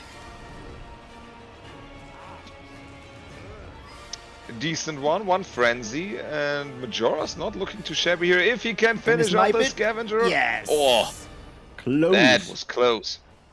If you can now use the damage Forsakens with a it's too late. With a Dread Charger, that would have been so much value. Like this, of course, it's getting a little harder to do now. Yeah. So Street King's actually not with the worst trait here. Majora's deck level 119, very sus. Do Majora's units also have 10% more damage in the tournament from the Game Master buff? Obviously. 10%? Majora needs the 20, and he's still looking shabby. Look at that. Yeah, exactly. Was it nerfed? And the Frenzy coming in, looking decent, but the problem is with this eruption, the... Cleaning up. Yeah. Poor units not out of the dazed already, and Street Kings claiming the middle.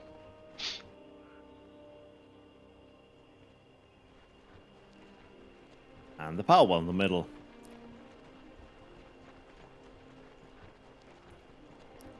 Power well.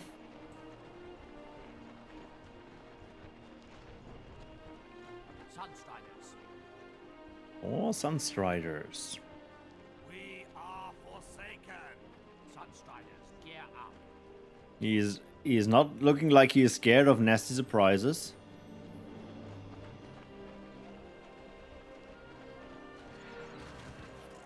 Forsaken. Oh. And Nice boom. eruption. Motivating Ooh. a single squad? Yeah, that is not the worst if you have 3 or 4 squads around on one. Not worth the power, and we see Street Kings with the concave of archers pushing towards a victory here. Yeah, a lot of low HP archers. Oh, well, 2 more now. 6. Wow. Yeah, that looks grim.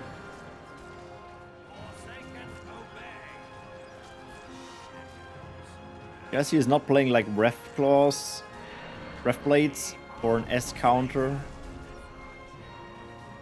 That power Anyways, goes down. if you're on the receiving end of just resummoning units and your power well is under constant attack, this is very, very hard to get back from. And Majora, even though he put on a nice defense, he lost his power well, and therefore his tier 1 is in shambles. Yeah. Power well 2 in the middle, retaking of power well from Majora, so he is behind in energy around 100 at least.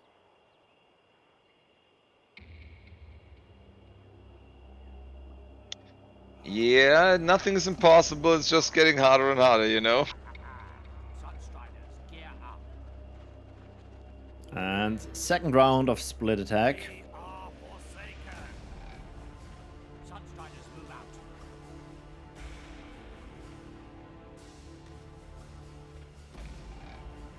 So far, no Dread Chargers for Nasties. He is focusing on the Forsakens.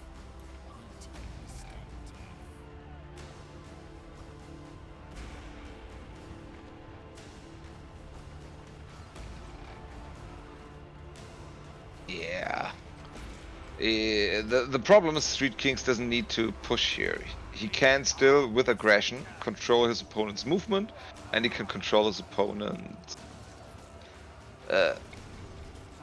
Ooh, bit of He lag. can force his opponent to spend power, because otherwise he would lose. The problem is he's getting further and further ahead the longer this goes on, so he isn't in need of a rush to take any insecurities, to take anything that could lose him the game, and therefore this position is very, very painful to get out of, because you know the clock is ticking, you know you're not at the advantage, and you need a mistake from the opponent to punish, and there's none coming.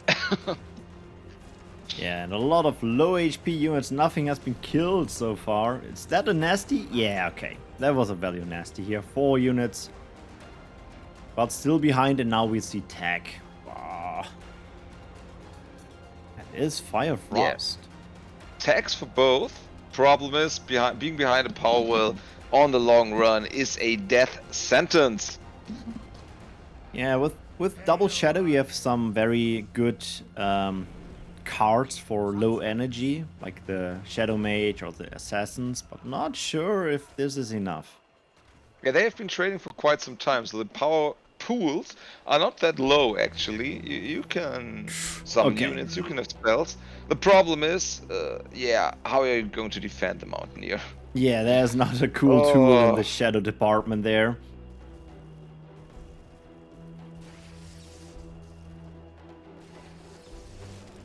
Oh, or maybe, yeah, maybe with the treasure wagon. You can at It is least so kite him expensive. away. Yeah, the problem is there's nothing attacking in the meantime. It's not how it's supposed to be used. And yeah, SK looking super strong here. Getting back from the single shot of the Shadow Mage, taking the healing again, or just the Frost Shell from the Sorcerers. This combo reigns supreme for years, pretty much the only thing that Fire Frost is going for itself, and yeah, this is getting painful is what I'm getting at. Healing back up the Mountaineer.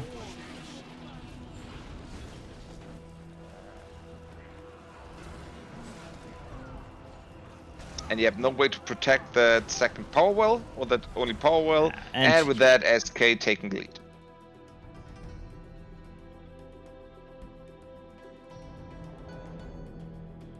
Alright, second round. Map choice Majora. Yeah, maybe because he's got an idea. What did he like? Was it tier 1, tier 2? Does he want a bigger map? There's so many different things he could go to. And it is Haladur. It is Haladur. If you not know what map to play, it's probably Haladur. To be honest, I think the new map, I like it a bit more. The distances are short. There are a lot of spots where you can take tier 2. You cannot be cut off that easily. And again, Fire Start for SK, Shadow Start for Majora.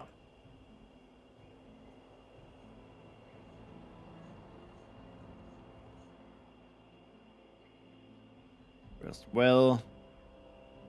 Probably Majora taking the second one. Yes. Yeah, taking the safe one versus taking the one with the better position, but it shouldn't matter too much. It all comes down to the first fights and how those Yeah, go. correct. Sunstriders.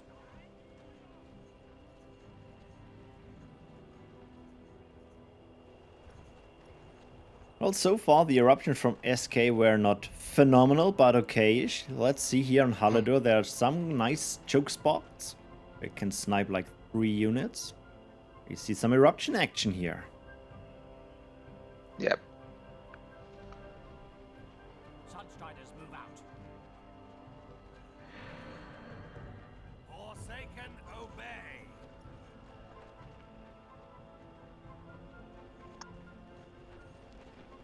Sure, playing safe near his power well for undazed units. Does not need to push this. Oh, he is playing the Rough Blades. Who asked for a pyromaniac? Maniac for knockback.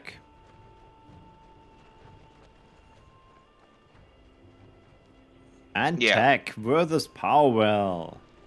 The good old stare down, but Street Kings with the power well, so Double Majora switch. can of course just get a tier 2 unit first and then attack, but he's kinda getting to the trap to just wanting to remove his units, well, which can work as well. Could also be a Scourged Earth in the last seconds. Oh, no Scourged Earth. Okay.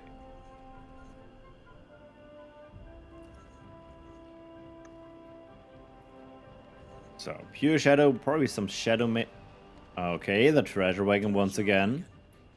Well, that's an early treasure wagon, especially considering that there's no follow-up unit for the damage, right?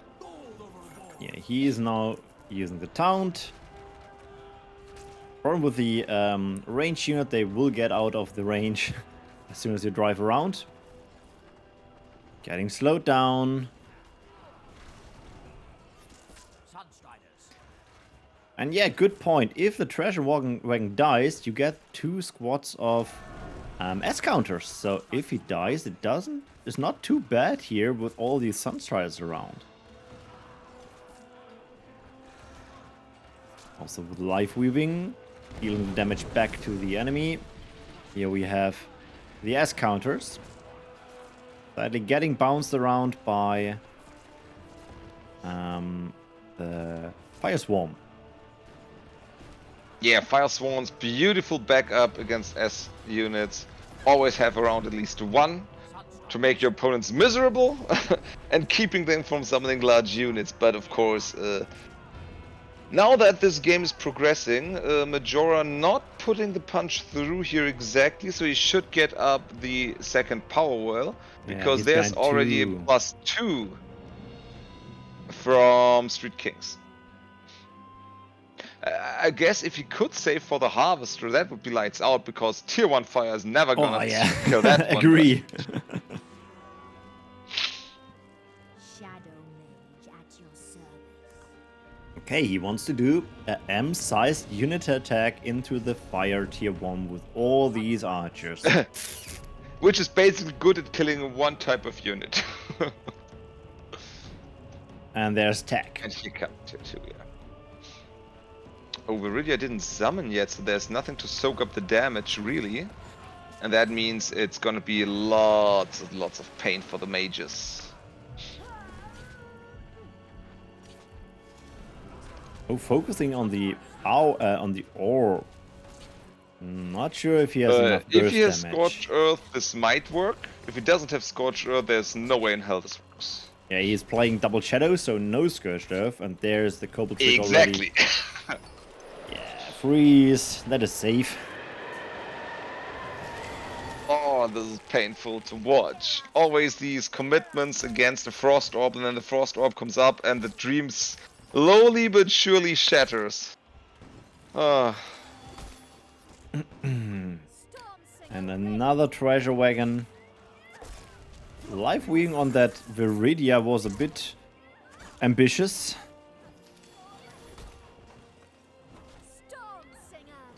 Another repair.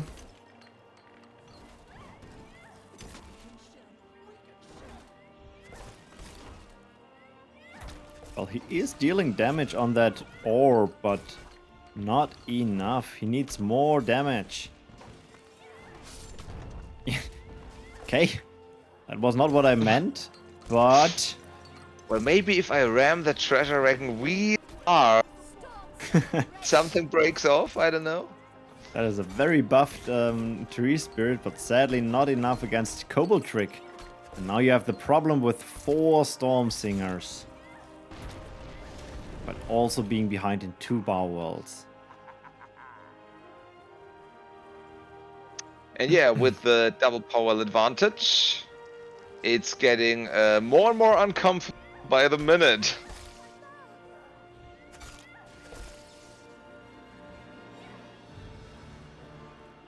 Not summoning anything so far.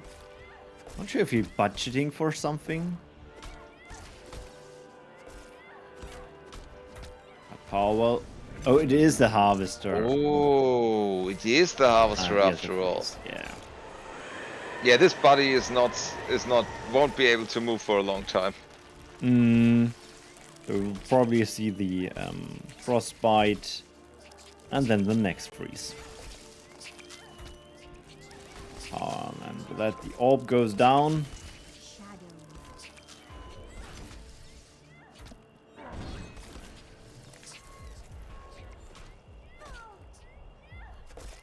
Life weaving. Probably next freeze is coming up. Oh, the counter wagon. And GG's called. And GG, yeah.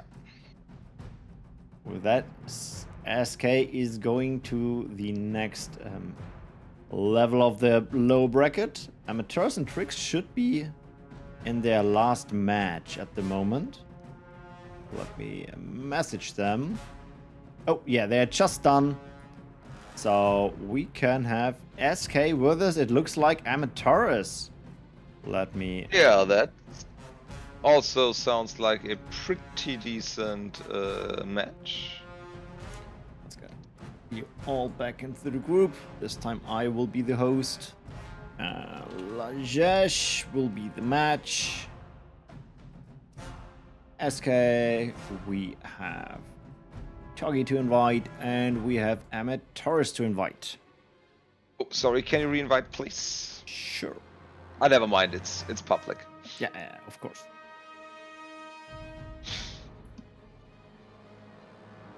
All right, so Armatores with the Switch. Maybe we see something new now. He was player switching decks quite often by now. People like Afro stick to the nature.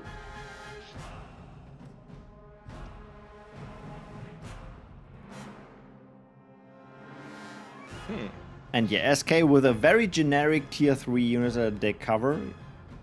Playing Silver and tier 3 is like, yeah, that's everyone doing. If you're not going for full color. Give me 1 second. I'm back in a minute. Sure. You can start. I'll be back in 2 minutes. BRB. Yeah, it looks like Armatores is preparing his deck. I was also thinking like doing a short break so everyone can get something to drink. Or go to the toilet. We can ask if they want a break.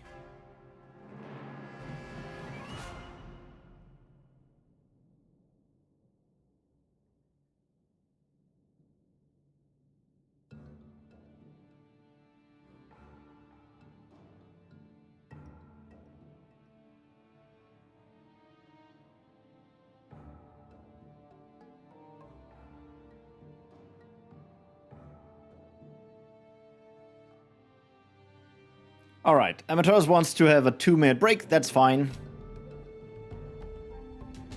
So we will also do a short 2-minute break here on stream. You all can get something to drink.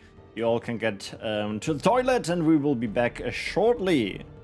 See you soon.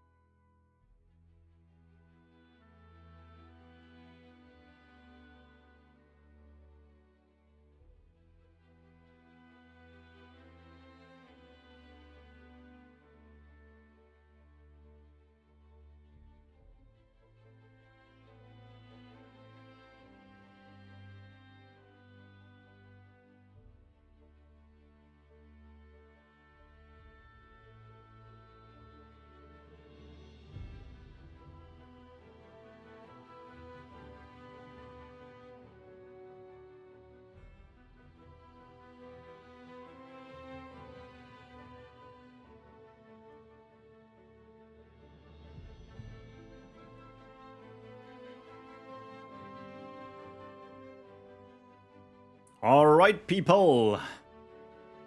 We are back.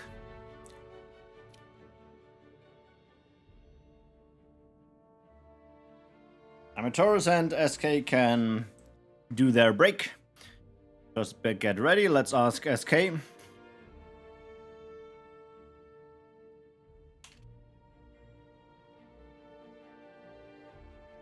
If he's ready as well. It would be bad, like, if I'm playing now Go and he is still on the toilet.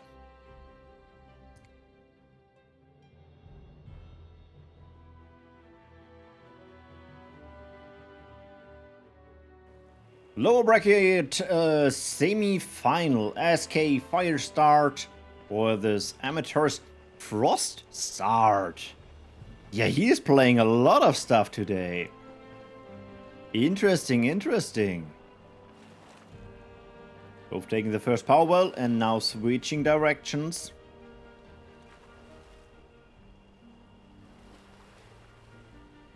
From the matchup with Scavenger, which is a better counter against the Master Archers. But no one is committing for an attack yet.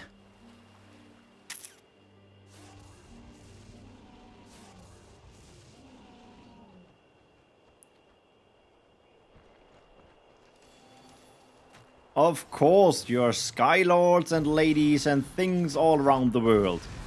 We see a focus damage on the power well, but having a hard time against the M counters from Frost. Switching targets over to the S units. Will the Scavenger be enough to push them down, or will he... Yeah, okay, he will die as well. So the first fight is done. I would say a good trade for Armatores. He both lost a unit, but...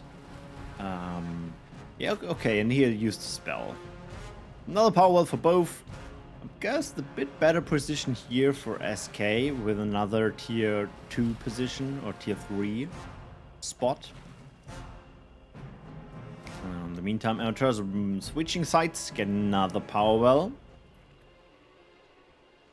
And power well bottom right corner for SK as well, equalizing.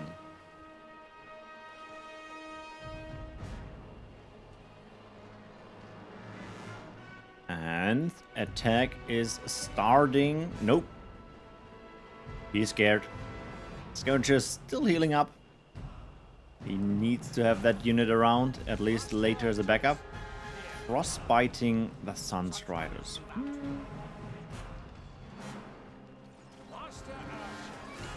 Yeah, we have here the Ice Barrier for reusing the shield ability. Perfectly timed. And maybe also home soil. Ooh, that slowed down on the unit. I am back. We have fire versus frost. Ooh, cool matchup. Correct. And already with 3 power wells.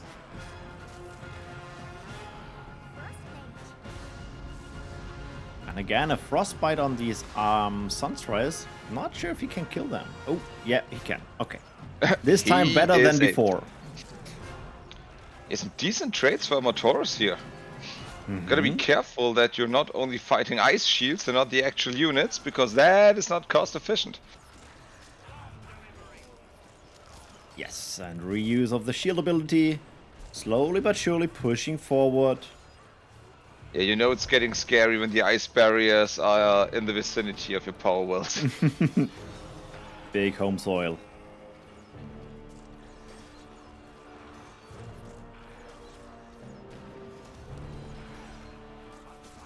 And very good use of several different unit types here, but Street Kings is a little overwhelmed. As soon as the Ice Guardians get the value up and there's home soil involved, Frost tier 1 is a nightmare to deal with.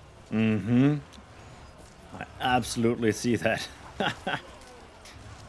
And Armatores always on peak with the reuse of the shields.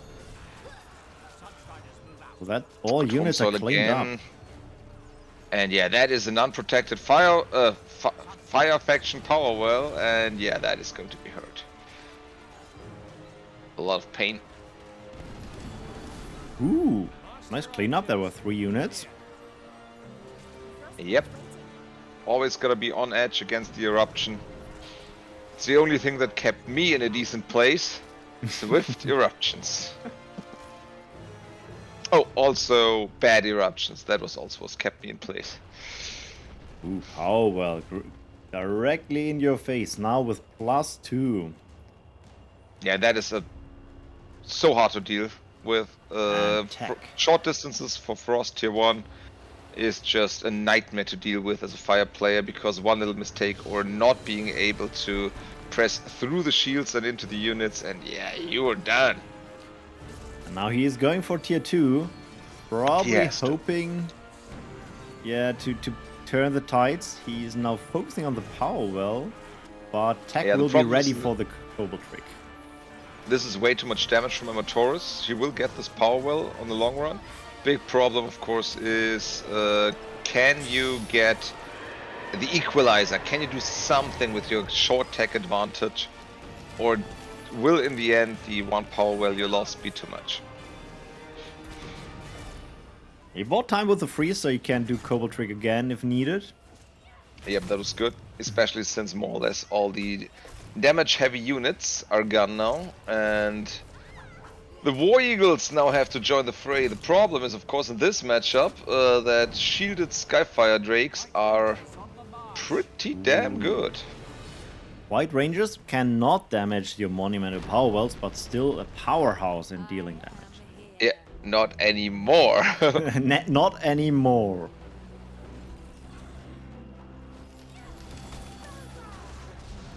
But as you said, the shielded Drakes, not underestimated. Of course, they can be pulled down, as we see here, but they're not removed. And the damage they deal is painful to watch. Ooh, Wow. Yeah. Wow. Double And white dives archers down. full. And the shield barely not getting through. That was close. Ooh. Big lava field. Damn, I love this one. Good counterattack from SK, but how are you gonna deal with those eagles? With those eaglerinos? Yeah. Eels, M counter. And oh yeah, but not on the ground.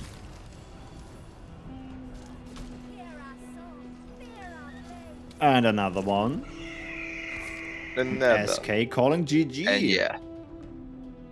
First one goes to Armatores. Yeah, good one, getting his advantage with kicking the power well, and then just trying to very solidly playing it down. Yeah. First time today on stream. Correct from Majora, if you have your flying unit over a cliff, an edge of the map or whatever, and they cannot be disabled. Or not as easily. Yeah, the tool of micromanagement. It's also like you could dodge the shot of the Shadow Mage, but a lot of micromanagement. Yeah, it's not easy. That was the biggest game changer. If you learn how to time your charges from the Enforcer Oh yeah. to not get hit by the first bolt of the Shadow Mages. Yeah, you Oh, that you felt so good. Like do a free trade, like kill a Shadow Mage for free. Yeah, that was insane. Because after the charge, there's not much left of the lady.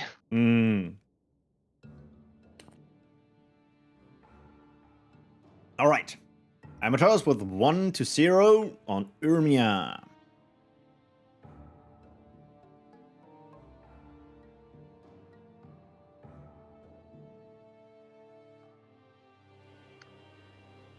Yep, small map, high aggression. Fire. Yeah, the start of the match, last match, I said Armatores is playing the most different start so far. We saw a fire start, we saw a frost start, and a shadow start already. No nature so far, but from out of all the 4 factions, I think nature the most complicated. Not as straightforward as the others.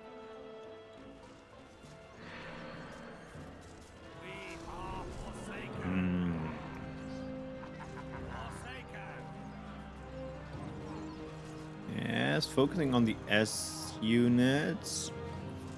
It's hard to tell in which direction it's going. Yeah, at the But I moment, a think lot SK. running around. SK with the slight advantage here, but it can swing so quickly here. But yeah, SK has a little small advantage. Armatores still sitting on power though. He's not summoning at them. But he And should. therefore, wow. Yeah, Yeah, that is a quick giving up of the middle. So SK with an insane advantage here. Armatores probably should just go up to tier 2 because these tier 1 units are way too much value. He just needs to defend this up and coming attack while SK can get another power well, and that would be a big advantage already.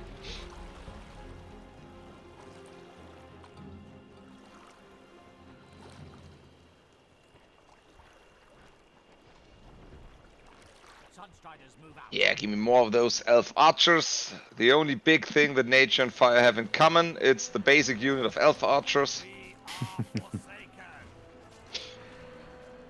Yeah, there's so many units already around that power well. A good And these nasty would thugs are be. Yeah, connecting. here's the good nasty. That was decent, even though the thugs could just connect with the Forsaken, and we have a micro battle going on. I'm a little surprised that Armatores defended that well. He was behind by about 4 units, so yeah, Yeah, SK is just not using his power. He's just trying to get an instant. Now he is. That is weird. That is not a good timing to summon. Yeah. He still should be able to just go power well or tier 2. Yeah, here's the So the power he well. had a huge advantage and was just not pressing hard enough for this attack to be real. A little bit in between, doesn't know what to go for. A little bit of aggression, a little bit of teching, a little bit of power wells, who knows? Well, same goes now for Armatores. Is he? Yeah, he is attack. I will think like, why is he waiting for his power Now well? we have monuments. And here we go. Still Both with +1 frost. power well from Street Kings, and it's Fire Frost versus Shadow Frost. Historically, this was an atrociously bad matchup for Fire Frost, by the way. Oh, okay. I haven't seen it in a long time. Yeah, Fire Frost was among the worst decks in the game, while on the other hand, Shadow Frost was among the best decks, but of course that is long ago. Also the times of big tier lists and changes, whatever. I'm out of it anyways. I want to see the micro, I want to see the player. Got even worse? Yeah, Don Prom, hi by the way. Let's hope for the best still. I would say that Shielded Drakes Frost are always good. that Lost Souls is still one of the best decks at the moment. Dancer counters all tier tunes because they're all humans. Let me think. Yeah, then A lot, yeah. And so we have a lot of power wells by now. 5 additional for SK and 4 additional for Armatores. Fire Frost, by the way, is super good when it comes to tier 3 because the additional buffs for against frozen units or additional damage buffs can be insane. The backlash as well, so let's see, maybe that's the game plan for tier 2 is just expansion and defense. But yeah, this is getting out of hand anyways. We have so many power wells. In a few minutes, this banger will be action non-stop. Here's number 6. 8 total for SK. Was that an eruption against 2 units? Not the I mean, you best gotta one. take the small, but what the hell? I think he was just like thinking, I have energy, let's erupt. Yeah, you're not getting away here.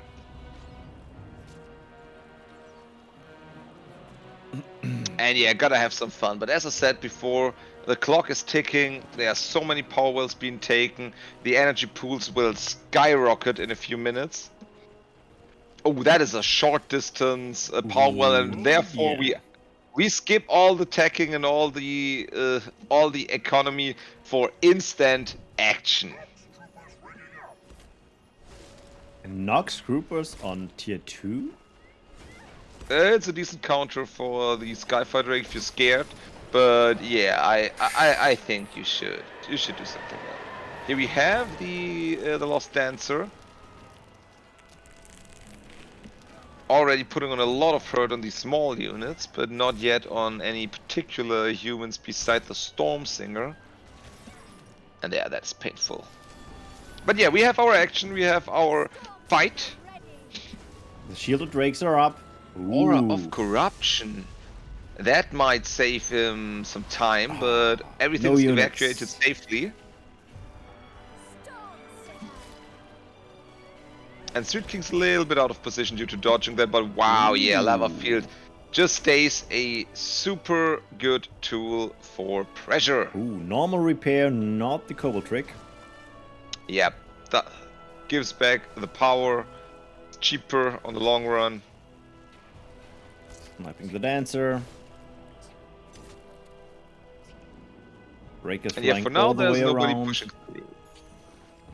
He has to. Yeah, for now nothing too much in terms of pushing through. Just wondering. Yeah, they would easily be on the power pools too when this is not leading anywhere. Even though Lava Field is an insane tool against Lost Souls on late tier 2 because they have so many ground-based medium units. Your damage value is... Whew, always got a little excited Yeah, look at this. when I He was is able to playing put these on. the lava field, and then another lava field, and then another one. Another. Yeah, this just shows how powerful this is when you need 3 to 5 units on the ground to be coast efficient in your defense, and then the opponent's counterspell, which the lava field just skyrockets. So I think we're going to see a tier 3 from one of these two gentlemen very soon. Yeah, there's... Unless, of course, the SK decides to put on the hurt and push a lot more. Ooh, that might be a... That's scary. Oh! Oh, so close! Eruption, come on. Yes! And SK Ooh. taking the tier 3. Armatores waiting on the left side for his moment. Frost Fire versus Shadow Frost and... Oh, that's a lot later. Yeah, that's too late. Wait, is it not coming? Did you think he clicked on it? Or doesn't it? Super late. Holy crap. Yeah, Shadow Frost, as we've seen before. But you gotta defend Ooh. against these Silverwind Lancers now. Reavers. Alright, haven't seen him around in a while. Oh, the Sunreaver, such a good unit for split pushing, because if you keep that boy alone, he's racking up the damage with a Burning Paws.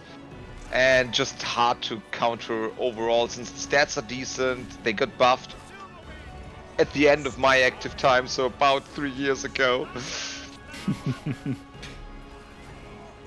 Well, he is indeed racking up the damage. But, oh, shield in time. Yeah, very, very uncomfortable to get rid of. Very uncomfortable. Even Cobalt trick to be But safe. for now this looks okay-ish. And not like a power would go down immediately. I mean, SK has +1, but +1 well when you have around 7 wells doesn't mean the end of the world. Yeah, and they have It's so whoever much can push through now. and a lot of energy in the void, so Exactly, this is just so much power around. As I said, with all these power wells around, this is going to be a fest now, and he's dodging the freeze of the great dodge. for the timeless one. Oh, that is a Sunreaver enjoying his time. Yeah, you'll probably see the shield again in a second. Oh no, Yeah, in a another second, freeze. Yeah, Street King summoned 2 more units in the middle that she's not using at the moment. Exactly, those need to attack. Without the split pushes, they are not something to write home about. But I'm a little surprised. In the base of Armatores, we have the Tremor. And the Tremor, due to the siege and the insane stats, is one of the #1 deciding, because they just clap these poor power wells. Oh my god, this is ugly. There's a repair. He just used the shield. Okay, another one. Yeah, now it's just more or less they're both trying to overload the opponent in terms of places they attack, Yeah. offensive capabilities, and then of course trying to stretch the defensive measures of their decks because they're both dual frost. thin, and this might take a second. Yeah, it's now all about multitasking. Who can attack and defend Talking the about most? multitasking, bottom left, Powell Yeah, goes first one down. down. Street Kings getting further ahead, but also loses a well. Yeah, and the bottom left there was also a backlash before, so that is played as well in the Fire Frost deck. Yeah, and that is insanely strong in the later phases of Tier 3, especially with that much power going around.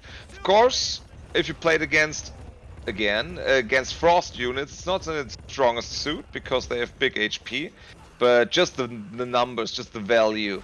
Yeah, Street King's on the bottom left. It looks like he tries to push through while he's rebuilding even in yeah. the top. You agree? Yeah, Oh no, that never was mind. That's interesting. Armatores. That's That's top, Armatores top right starting. building. Yeah, let's hope he's not losing anything in the meantime while he's trying to get his economy back to equal. Wait, was that a... Did I see a wish? No. No, that was not. There's no nature involved, right? Yeah. Right. Getting flashbacks from Afro's decks already. Oh, that was Frost Shard. Yep. Rare spell, but Street Kings on the bottom left Making pushing progress. through. At least it's very hard to get rid of all these units at the moment. And he had the slight advantage due to 1+1 power well. Also, if your opponent tries to catch up, that of course can leave you with a window of opportunity. And while it's a slow grind, the grind still slightly in favor of Street Kings. I agree, yeah. A lava field into backlash and everything's melting. Holy cow. Oh, And they're still resistant to the freeze, meaning you don't have anything to stop this aggression. Yeah, I think Street Kings has done it. On the top right, Armatores got another power well, and yeah, that was greedy. Now the window was open. Getting tier 3 down, GG's called. Great match. Yeah, Kappa, Sunreaver slaps real hard.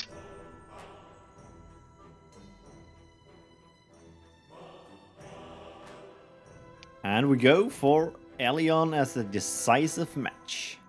Yeah, without further ado, we need a winner here.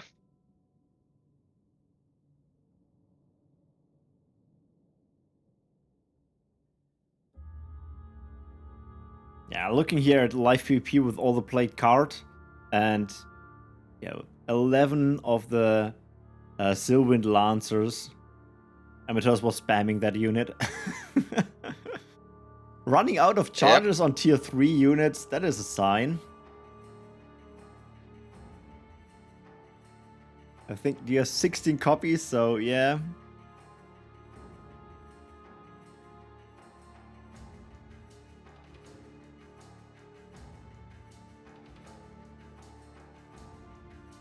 No. Alright.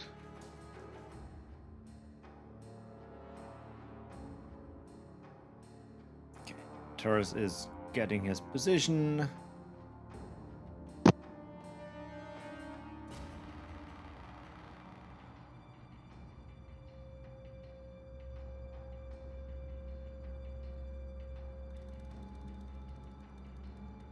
So let's find out who will be the opponent for Nautic, waiting in the lower bracket final.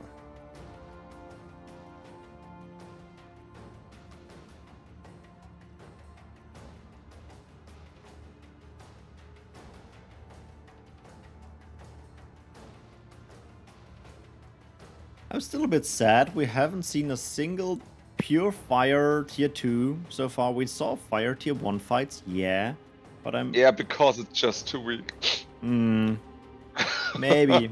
Maybe. I don't know. I don't know.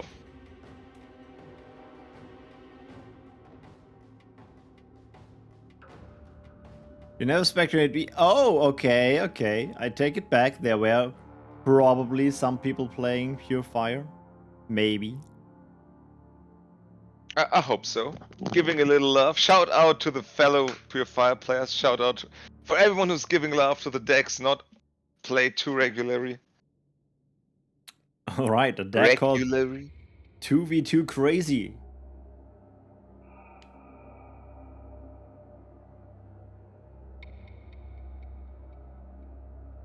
And here we go. In the north, Firestart SK. In the south, Armatores Firestart as well. Maybe we will see our fire today on stream.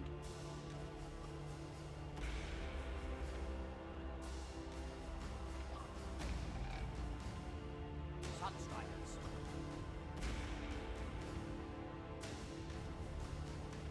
Sunstriders, gear up. More Fire Force versus Twilight. Yeah, I guess so as well. Strikers. Ooh. Okay, Armatores is going for micromanagement.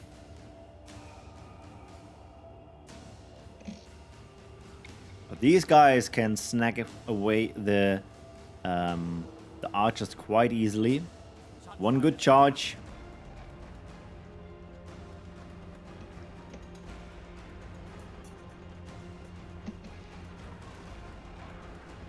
And the fight begins. Yeah, First archer's strikers or down. no strikers? That is the big Ooh. question here. Big eruptions going off. And the strikers have to run circles here to get away from the scavenger. And now they can do what they do best. Ooh. Molest Sunstriders. Bit too early with the eruption, not hitting the Sunstriders. Yeah, but the damage was enough. The damage was enough. This is a rather equal trade with maybe a slight advantage to Street Kings due to the tempo now. But he could have resummoned in the middle. But of course, strikers really squishy if you summon them. In general, in Fire Mirror, everything is high damage. Summon dazed units, and you're gonna have a bad time. Especially strikers are also expensive in comparison to some. They are. Ooh. Oh, they are. Especially if they already got their charge off. They get a mini heal in. And that is usually enough Was to enough. molest these Sunstriders to the end. Oh, and Nice. just barely this Armatores win with two very hurt units. Is that already time for the power? Well, it should be. Yeah. Oh, that was a very close call here. Both with the power well now.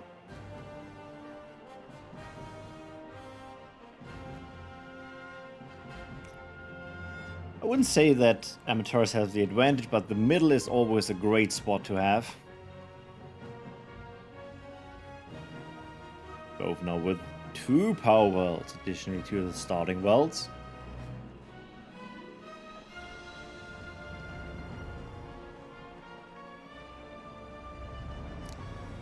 SK trying to kite out more units.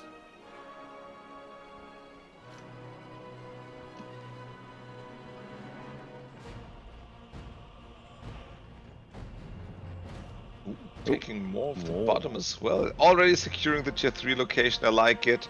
I like Another myself one. some safety. And yeah, this is getting out of hand. Now there's 4 of them. Yeah, we went into a little bit of echo. Yeah, we are playing base builder games here. That's a lot of power wells. Interesting choice to take the entire left side of the map, or western side of the map. So you also have a very short... hello cat, what's wrong? Are you hungry? Yeah, it just came up to me and started meowing. That usually means attention or food.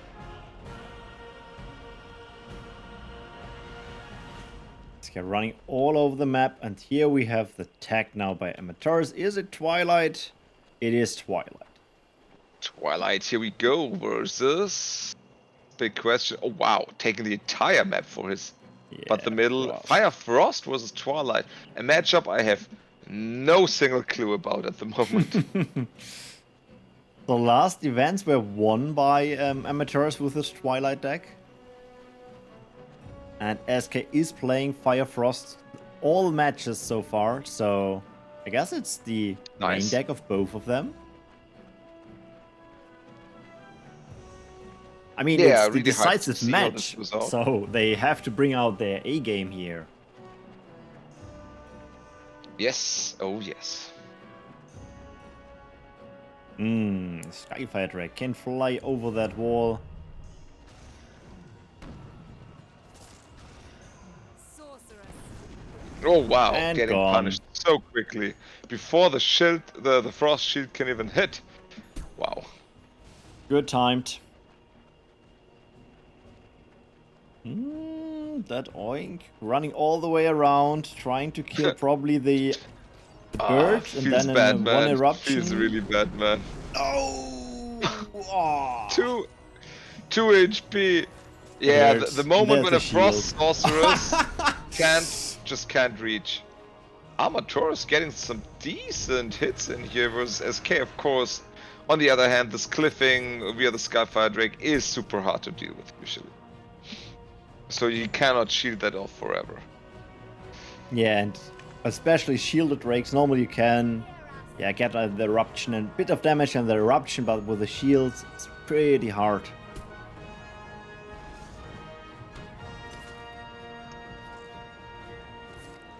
Other than SK, he does not have a Cobalt trick, so he needs to get rid of them and repair it the normal way.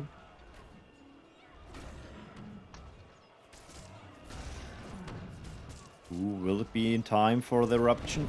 Yes! Wow, even with the spell, that hurts even more. Yep. Double. The investment. But yeah, right now there's a lot of back and forth. They try to get the value out of their units. Lava Field to Nice. finish them off. And of course hitting one power well for the additional damage and value, why not? And the counter drake. Instantly getting down to the ground. Yep. Ooh, not getting the sorceress. The brood is coming closer. These frost shields looking crisp. Even erupting just to be safe that the drake is down.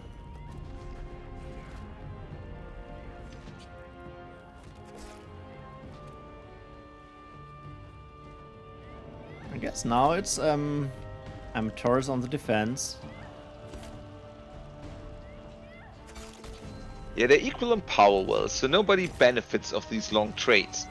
Of course, it's very hard to defend versus Fire Frost over the cliff. That is the hard mode.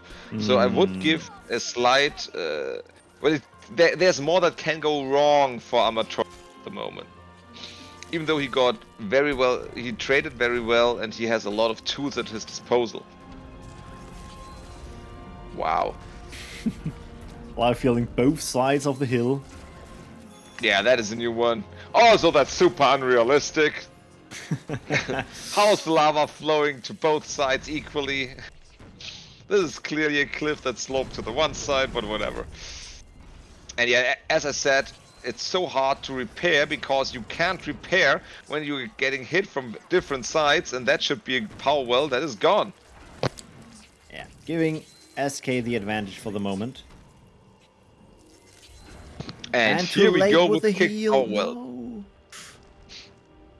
That hurts even more. Yeah, Fire Frost, if there is a cliff involved, obviously competitive.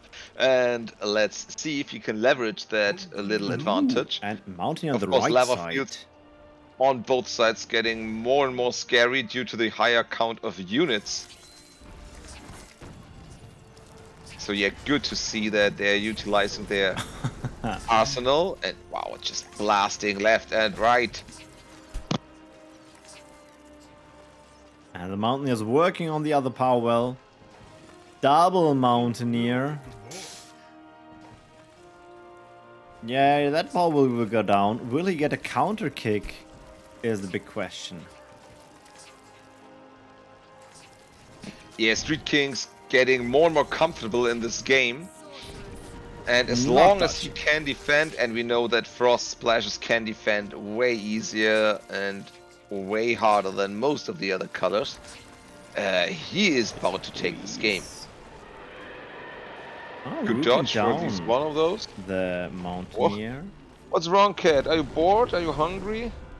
My cat is meowing. And Mountaineer down. Wow. Okay, another one Yeah. to go. And with the bigger investment, there should be a cleanup on the left Pressure bottom wagon. as well. Kiting away all But he the needs units. more units first. There needs to be damage. Otherwise, they just come back to haunt you again. And Triggz just has to hold. He doesn't need to kick anything. He just needs to hold. He already got kicked two- 2 wells. Yeah. So it's just the big question: can he hold on? And for how long? How long does he has to hold? Oh, he'll barely coming in before the lava field hits. And yeah, by the way, Skyfire Drakes deal a lot of damage. Don't ignore those. And here comes the defensive Skyfire Drake, but getting oinked immediately. But yeah, Cobalt Trick is a good card, man. Trick. And one more. Noise Yeah, clean. these are good trades for Armatores right now, but he is fighting with 2 power wells down now. So Street King's just, as long as there's no power well going down, he's fine with everything. Slowly but surely grinding out these fights is how he will win this game.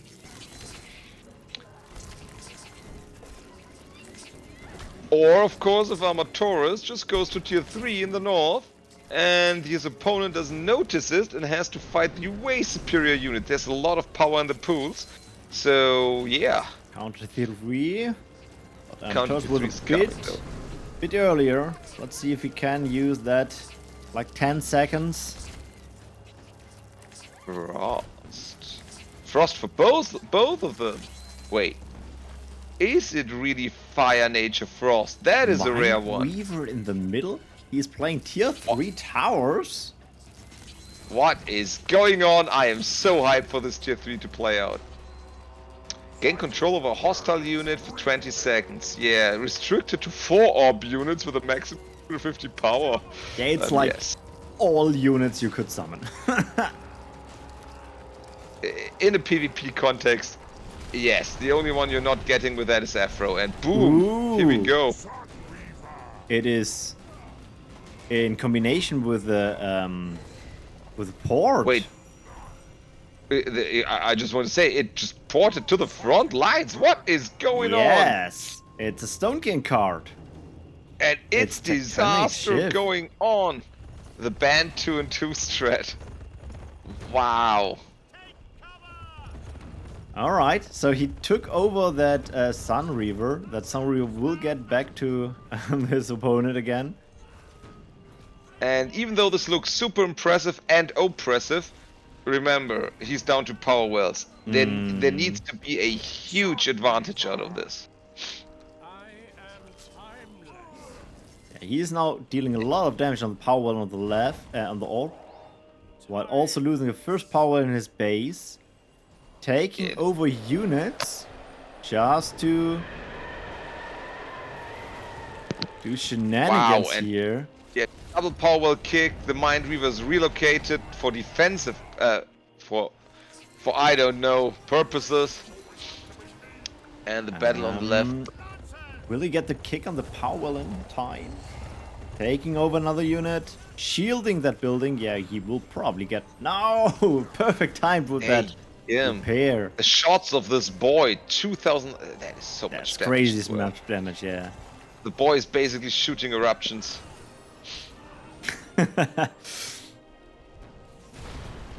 Backlash to kill that. Double erupting in the base, triple eruption, 4 eruption, 5 eruption. What is going on in this game? Everything's falling apart. don't want to see that orb and erupting the crap out of it. And now it is a very interesting thing, because if you go tier 3 with 3 different orbs, if you lose your tier 1, you might be unable to play the majority of your cards. Yeah, GG. And that is exactly what's happening. GG is called. Wow, what a game! Yeah, if you don't know what to do, just 5 eruptions, deal with everything. Great match. And with that, we are switching to Nautic into the group. for the Wow. lower bracket final. Yeah, that was insane. I'm really happy to see fresh strats, fresh cards, and popping off on tier 3 on different layers. I will have to go AFK for about 20 minutes. I All right. probably will join you for the grand finals again. Yeah, I think 20 minutes we will be still around here. So, good luck, have fun to the players and audience. See you around because the I am already so hyped for the grand finals, and we even have a hell of a banger for the lower bracket final with Nautic versus Street King. So, I'll be right back as fast as I can. See you around. Bye bye. See you. Yeah. Street King's playing incredible here in the lower bracket. Let me bring up the bracket. Give me a second. Where is it? Where is my bracket? Here it is. Let me see where he dropped down. Who dropped him into the lower bracket? It was Afro. Okay, the currently waiting in the upper bracket final dropped him down to the lower bracket. Nautic was dropped down by Afro as well. So that is fitting that the two who lost against Afro are now figuring out who shall be doing the redemption arc. Nautic getting ready with his deck. Now we're playing on the Big Frost map. Of course, for only the first match here.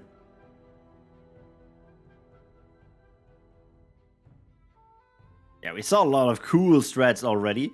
I'm wondering, Donprom, you say the banned 2v2 strat. If you say banned, it's like more a gentleman agreement that you don't do tectonic shift, or is it really, really banned? I mean, there is nothing banned, right? Offensive walls are also not banned, but not good sportsmanship.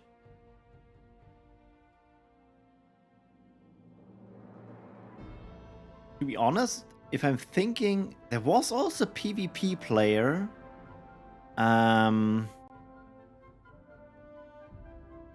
You get banned by Majora if you do.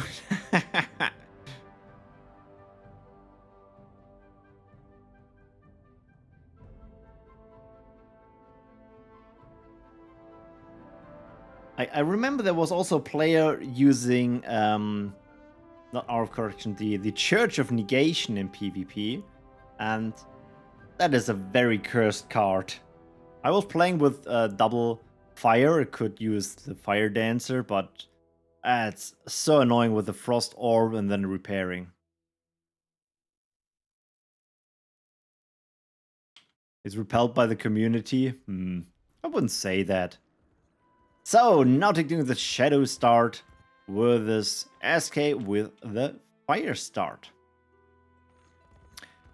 I mean, I used to play offensive walls when I'm behind, just to have a chance come back. We are forsaken. And most of the walls are already switched in a certain way that you cannot use them offensive anymore. So yeah. Sunstriders, gear up. Forsaken. So far, classic tier 1 unit mix, fire versus a shadow.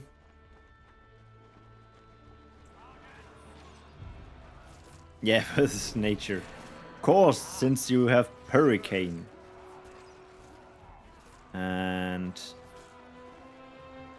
guess it's looking not too shabby for SK. Yeah, just running away, the Switch Forsakens are dying in some seconds.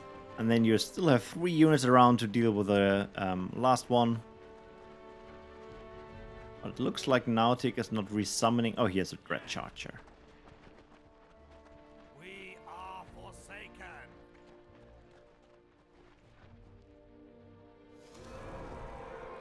Sunstriders. Alright, the second power well here for SK, but no power well for Nautic so far. Okay, build of power well, so equalizing. Saving, yes, saving this counter. and pushing away with the other two S units. But he has a bit of a problem. There are units from back and from the front. Forsakens. Days Forsakens, of course. Ooh, these switch ones might be dealing a problem, dealing a threat. Switch ones, 2 of them. But I don't think there's something scary here. I guess he can use life weaving. Oh, too late. Yeah, that power well. Not going down. 160. No repair, more power wells. Yeah, you don't need to repair at the moment, since all the units can only come from here, and that takes like 1 minute to run over, even with the Swift unit.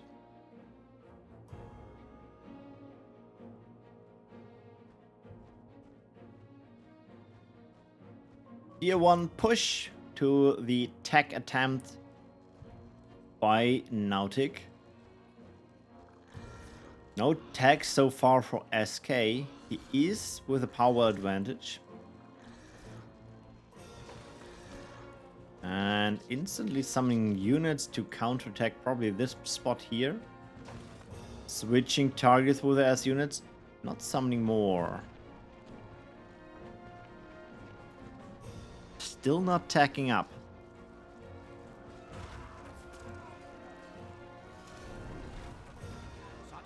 Will he get him before he's out of days? Oh, instantly switching. They freeze. He got dodged, but still, yeah, that is crazy damage. Motivated, frenzied night crawlers. Holy crap. Yeah, with that power kick and equal back on tier 2, equal back on +2 power wells from the starting wells. I guess it's a bit of favor currently for Nautic with the tech.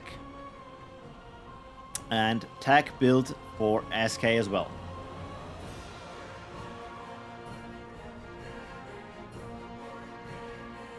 So again, triple night crawlers running to the main base of SK, while the S army is going for tier 2 base. Splitting up. Yeah, ooh. Double push now by night crawlers. If he motivates one, he can deal a lot of damage on both positions. The MA can only freeze one here. One attack. Okay, he is double frenzied. Top is double frenzy. Oh, only single frenzy. In the meantime, attack here. Getting a freeze. And power down. Top one is defended half that power. Now he needs to defend here. Assassins. He has Cobalt Trick. It's just a matter of time. Switching them. Yeah, they melt S units so fast. Especially fire units with their low HP.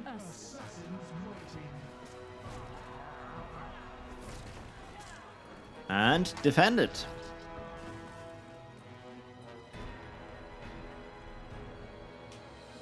He rebuilt the power well, so we are still back on +2 for both of them. But losing power well and rebuilding is annoying. Cost energy and doesn't bring anything. Sniping that unit here with a frostbite. Freezing just to save the Storm Singer. Another Storm Singer for both of them.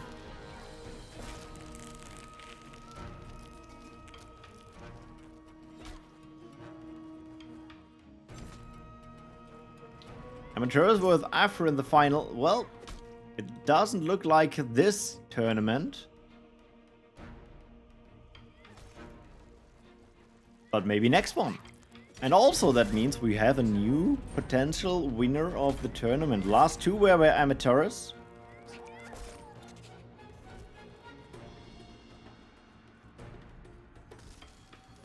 Mountaineer. Expensive unit. Looks like someone has some energy to spare.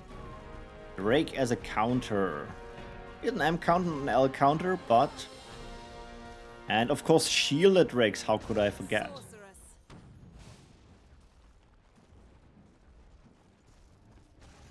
So far we saw another power well take here by Nautic, so currently ahead in power wells and with the Mountaineer on the field.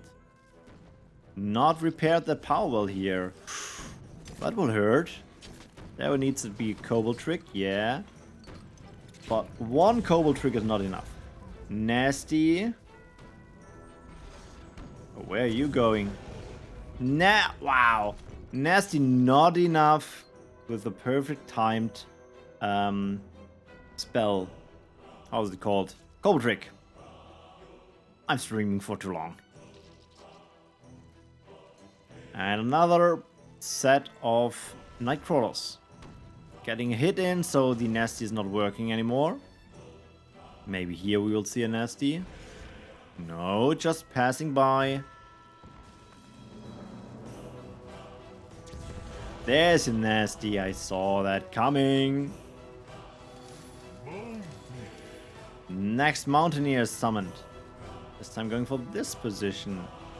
Nothing against the bird for the moment. Running back with your Nightcrawler. Very, very close to the power well here. Ooh.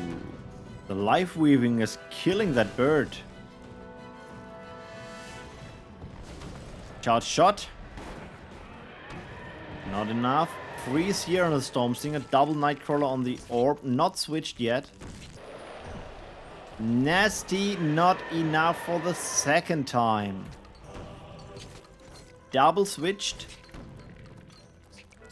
A freeze would save that situation, but he doesn't have a freeze anymore.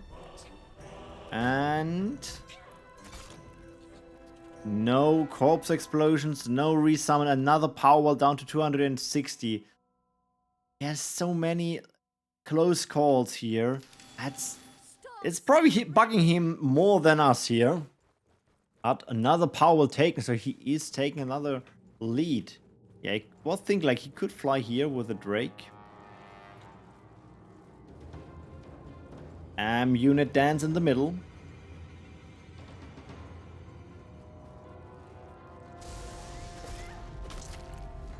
Okay, focusing out the first Stormsinger. Oh, tier 3 is coming up in the middle. Another Frost Orb. Double Mountaineer, that's 300 energy. Yeah, that needs to go down. If this is not going to work... Okay, cancel. That makes some a lot of sense. I was thinking like, hey, how could he defend this until it's up? But yeah, you don't have to get it up. You can also build it at another spot. After you've defended. Another mount. There are 3 Mountaineers. That is now the tier 3 again.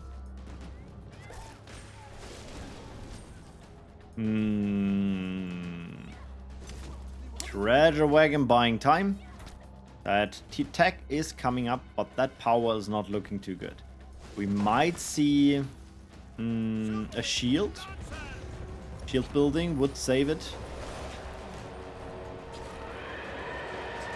There it is. I was looking with a treasure wagon. Wagon is driving around, but there's nothing to damage the units. Alright. The Wind Lancers on the dazed unit. How is it looking up here? Shield building is still running.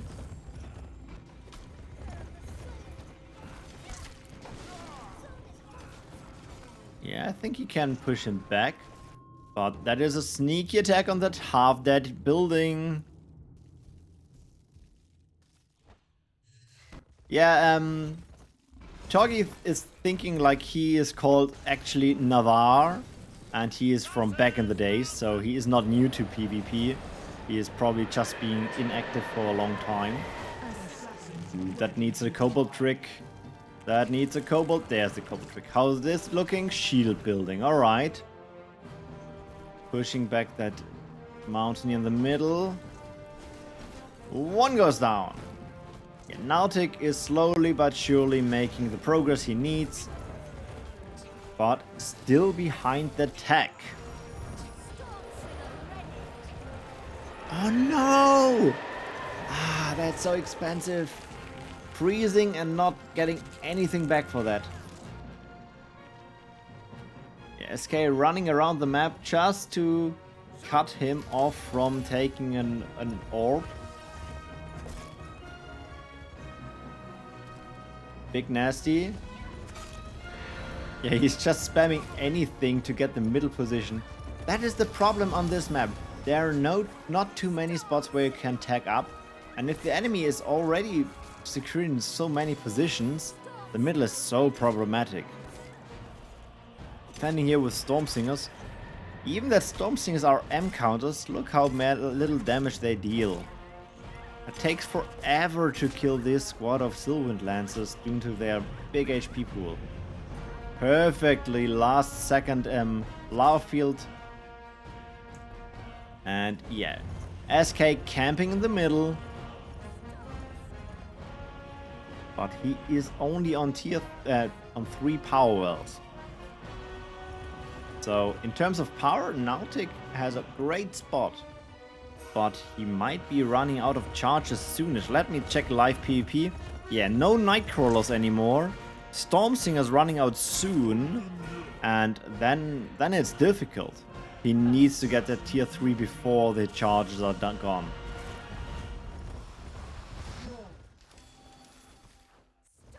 Mountaineer back on the battlefield for the spot or just running around? SK saving for tier 4? Maybe, but if I look at SK's deck, that looks like nearly 20 cards, right? Big fire explosion. Okay. Oh, he's doing a circle, maybe? I think that is the spot you can get as easiest. 60 so far, thank you for counting. Okay, there could be a tier 4. I don't think he's playing tier 4. I mean, look, he has that position here for quite some time. He's camping in the middle. He should have the energy. Should he have the energy? I'm not sure if he has the energy. I mean, he's behind in power wells. Ooh, that looks like an interesting push. Also starting an attack in the middle, maybe, or going here to north. Focusing here. No, that's not a battle we can see an end. And the ice shield building.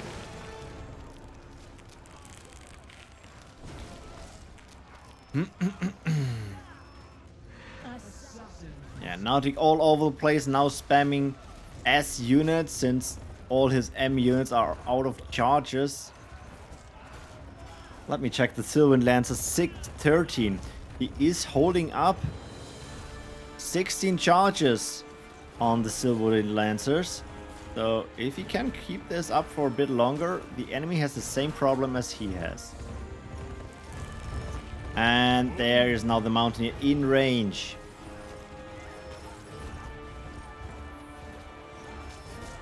We saw the repair already.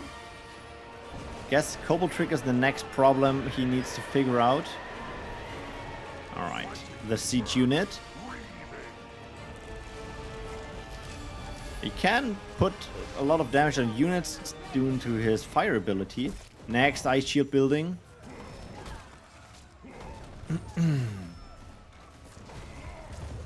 Yeah, also there's an attack in the main base. Not too scary, I guess. Now summoning tier 1 units. Oh my god. And running away with that attack. Defended. Next problem here. 3 Sylvan Lancers and all your M counters on the cooldown. Ooh, yeah. That is a good thing you could do. Nice freeze. Only getting 1 spot. But still, these are very low HP. You have quite the army in the middle. Maybe you can get away with the middle position. It looks like you can defend it. Middle position. Yeah, the problem with tier 1 squads and lava field, right? Back and forward.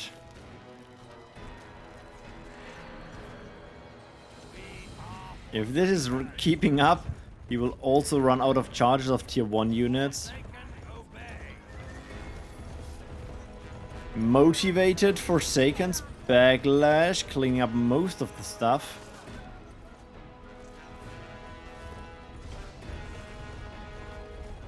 This is going back and forth.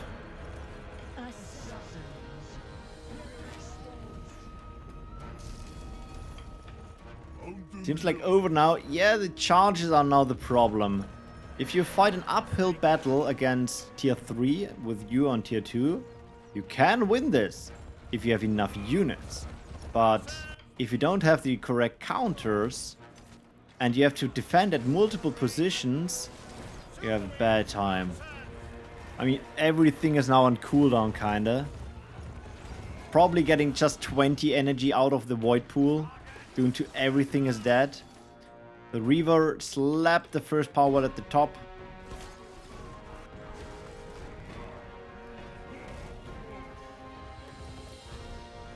Yeah, Lanez is stronger than the Forsakens. Yeah, slightly.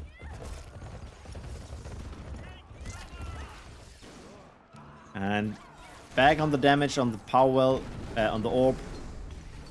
Repair, ice shield building, backlash. Ooh, that was defended with a... Interesting. Yeah, Big Red. I can't read this. Shambolic. Freeze buying time. Backlash once more in the bottom right corner.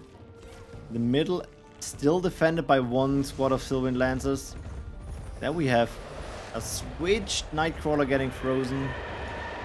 So he is dying, and that single squad of assassins are not doing anything. Ooh, nasty. But resummon of Silverwind. You need more here to push. You need more. Yeah, with that aura, you can save that, right? Respell. And yes, in time. Defend it once more. The enemy will feel my wrath.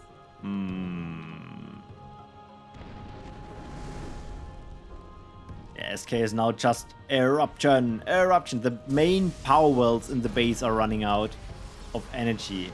That is also a sign.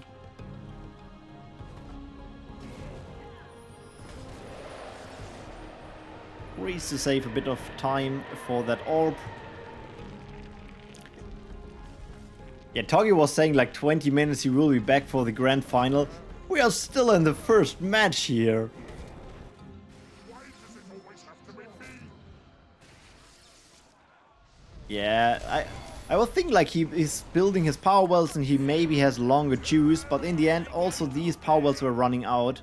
And then it's just tech against tech, and then it will be SK's game. More Reavers. Just place Juice Tank. Yeah, that would be worth it here. And SK taking the first win.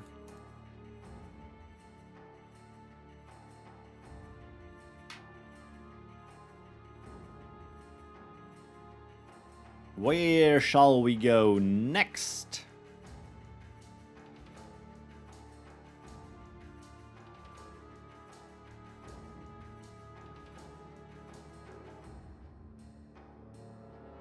Waiting for the map choice of Nautic. Let me type.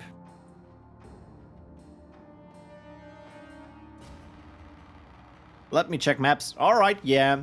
I'm also bad with map names. I just know Haladur and the new one, Tanos.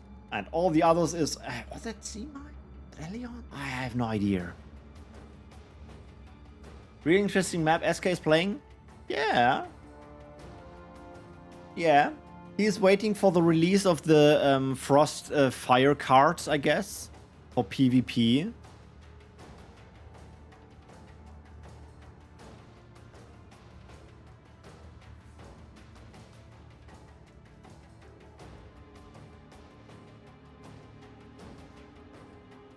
And where shall we go?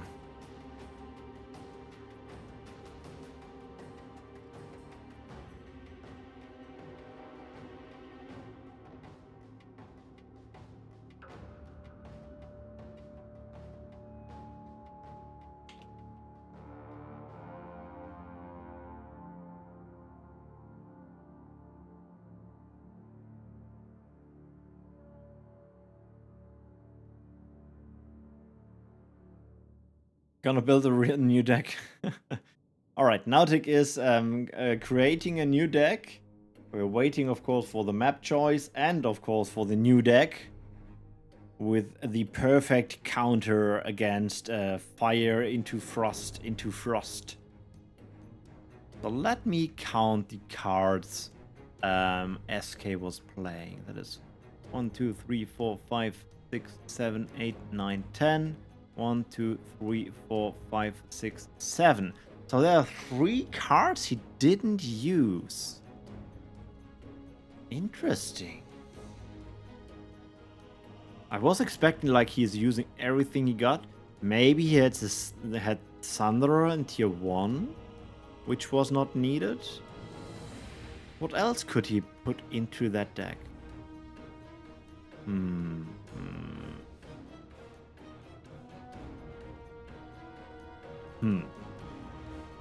Right? Good question. Fire Swarm Skyfiend's Construct. One of them... SK wants to show me his current deck. I decline. Okay, I will show it on deck, on screen. Let me just clarify with... I'm on stream.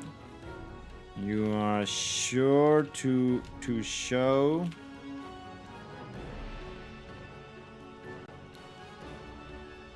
Alright. Alright. So, Eruption... So all these cards. Fire Swarm, very good guess prom. Sky Fiends, very good guess prom. And Timeless one. Yeah, we didn't see the Timeless one. Have you ever thought about a Battle Arena tournament? Yes and no. I was thinking, but there is no spectator versions, and also it's absolutely RNG. So, I'm not sure. You see, with Tomb tournaments, there is RNG, but you can build decks around your RNG, and the enemy has no idea what you are playing. And with Battle Arena, you start and you get a crappy unit, and you know, well, crap. Ooh, we play the new map! Terrace! I'm a big fan of the new map already.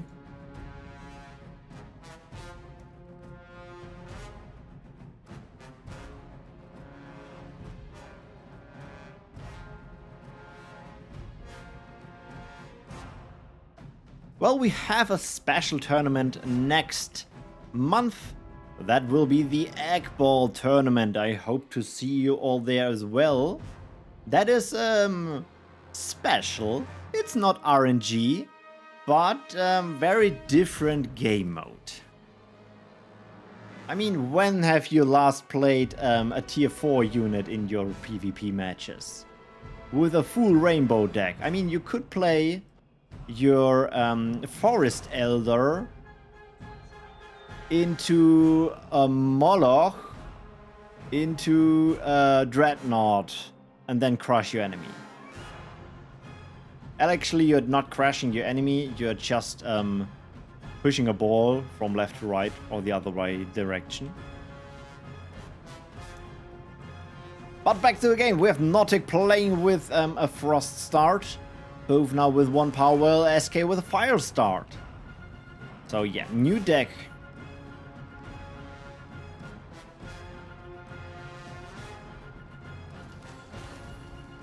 It's Perfect Dancer. You never saw the map? Yeah, that's the new map. It was added last patch, which is just a month ago or so.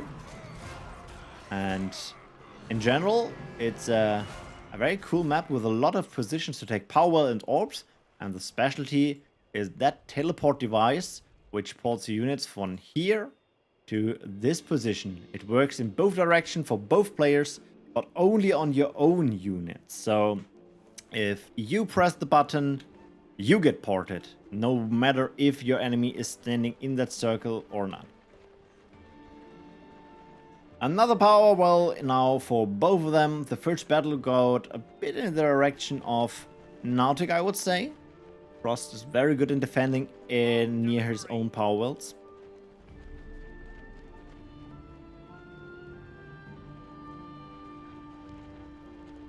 Teleport is not on cooldown. Both can use their teleport whenever they want, but after you used it, you have a cooldown on it. I'm not too sure how long the cooldown is. Maybe the text says it. Every 40 seconds. Sniping away the archers. Or not. Another light blade. Light blade on the S-count, on the fire swarm.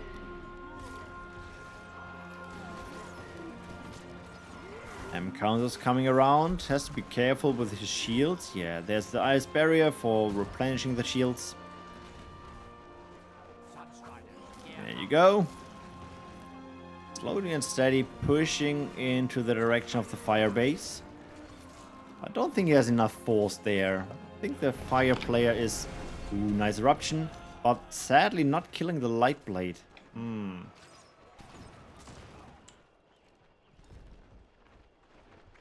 Yeah, I think that is a good push for the fire player. And... dodging! Wow! That was close.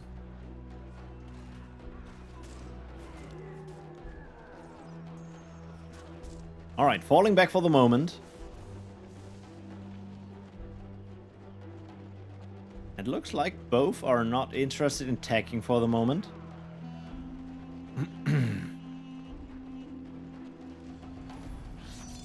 Light blade to snack away one of the scavengers.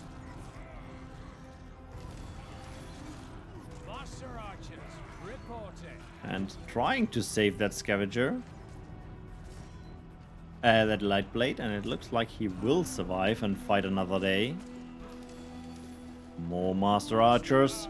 The snowball of death is forming. And yeah, just wants to say that is maybe a nice eruption position. And now we have here 4 fire units in your base. Ice shield. Not in time. That hurts. But fighting into that frost base is kind of annoying here.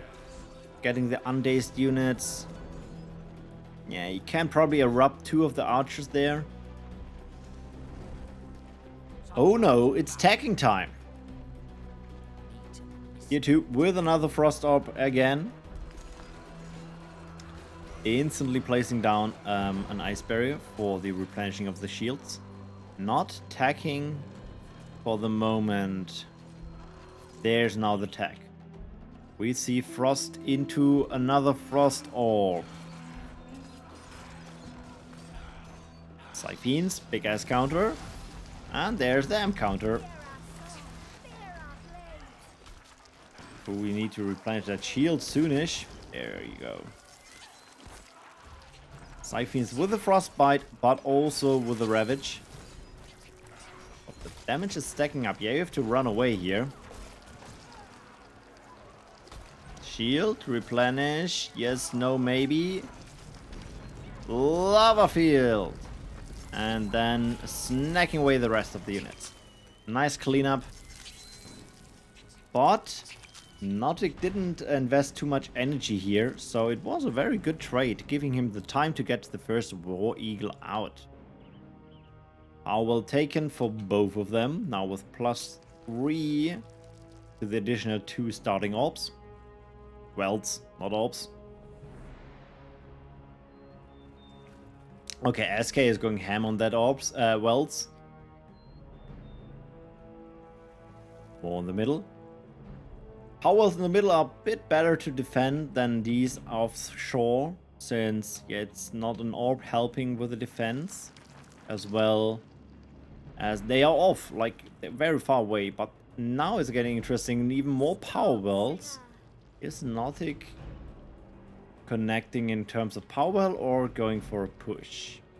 Ooh, maybe he wants to port. Ooh, that is interesting. Power well close to the port. Okay, now we have 8 power wells for SK. That's a bit crazy. There goes the the bird on the ground. Nice shield. Will be enough to save the bird, I guess, but not enough for a big push. Yeah, falling back a bit, so he's not fighting against the sorry. Ooh, nice eruption. The storm thing on the high ground. Next bird out. Is that a frostbite? Yeah, the frostbite on the box. Yeah, for the moment, SK ahead in power wells.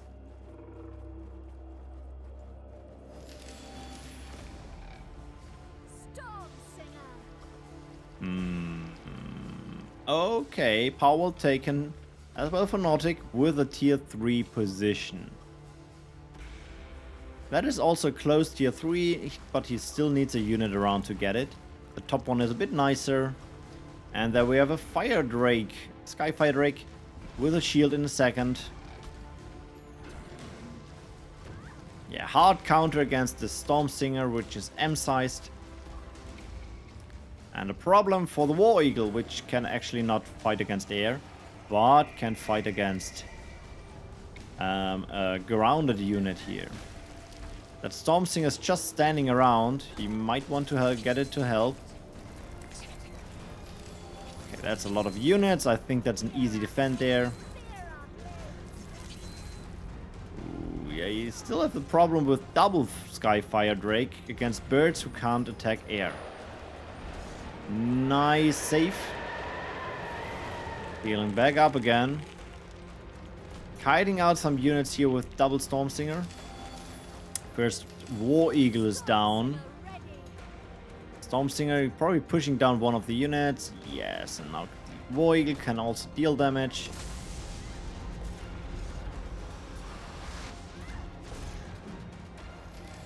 Running away after that kill.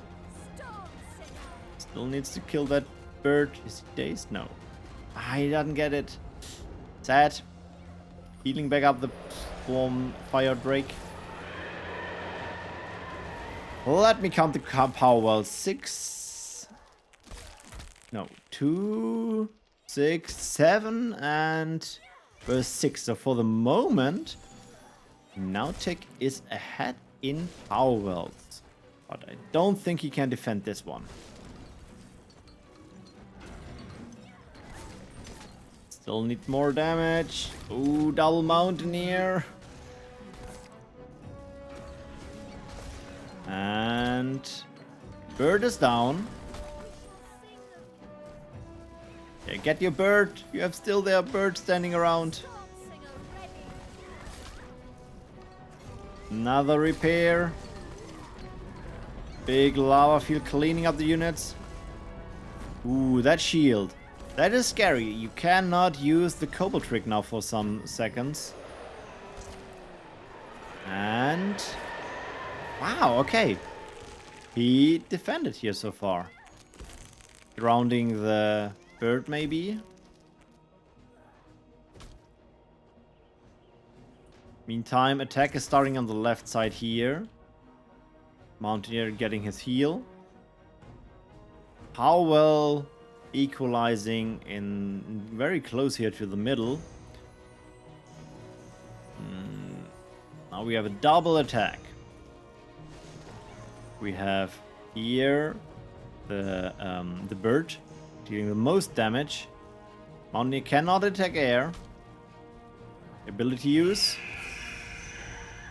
Just buying a bit of time there. And now back to the defense. In the middle, we still have one Storm Singer dancing around. And that is now tech on tier 3. So Nautic with a pure Frost deck and Avatar Frost. Big L counter. Getting frozen, but Mountaineer's down. Tech also for SK, double Frost again. So it is a bit of a returner than before. They're both behind enemy lines. Kinda.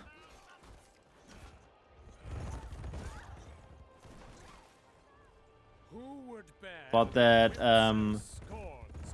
Avatar Frost is a very interesting choice. If you play it pure Frost, you absolutely should have it in the deck. And I'm not sure if SK has a cool unit to deal with it. Since it's an L counter, yeah, he can melt some of them units here. And all these Sylvan Lancers, you can freeze them and buy time, but in the end they deal a lot of damage. Avatar Frost out of freeze in a second. And then it's time for the Powerwell. Oh, he is focusing the units. Alright. Problem is, if you attack that Avatar, you're just dealing with his shield. And that doesn't bring you anywhere. Freeze only on the Avatar, the bird is still alive. They are M counters, yeah. Ooh, we missed the kick on a Powerwell here. Probably another kick. 3 squads, nearly 1 dead. Nautic in a great position so far. Yeah, 2-shotting this guy. Ooh, that could it be? 1 eruption? Wow, okay. With the power of Backlash, the Avatar Frost holds. But lost 2 Powerwells and now the units are in your base.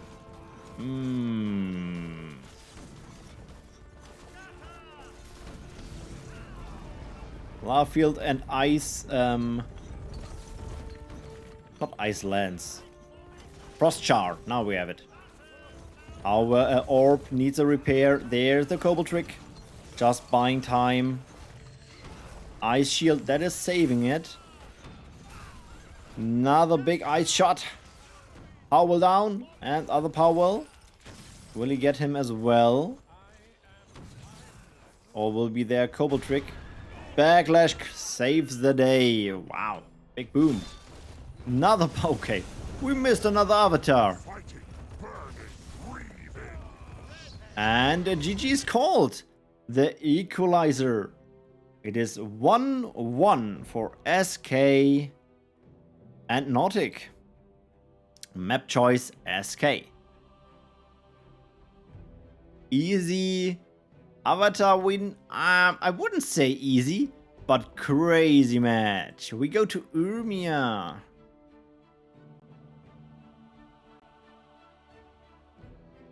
To decide who will be in the final of the Summer Cup 2025.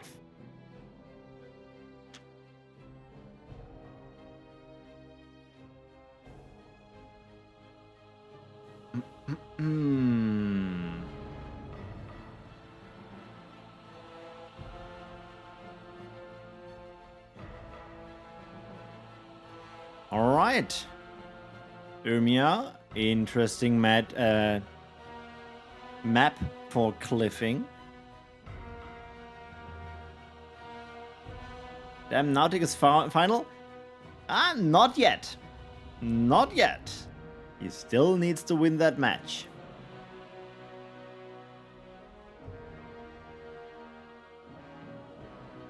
Doop-de-doop-de-doo.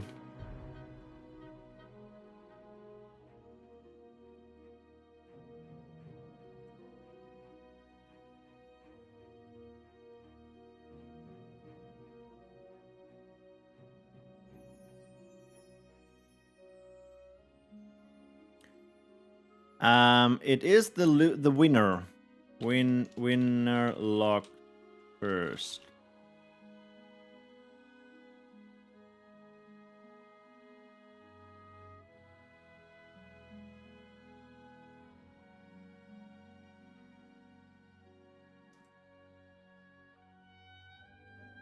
What is in the post box? A crap ton of sponsoring. For example, from that Element G guy who sends ref gazers for new players. Just an example.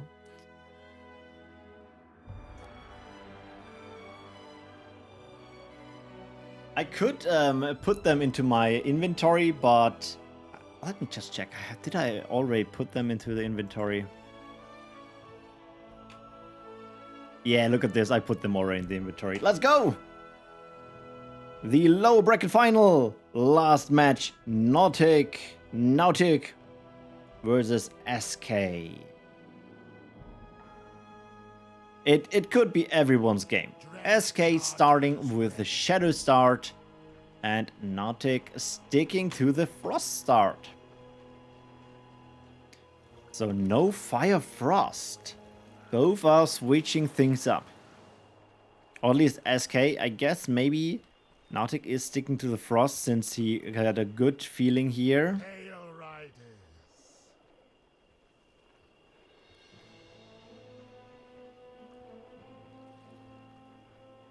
Hello and welcome to the stream. You are joining at the right time.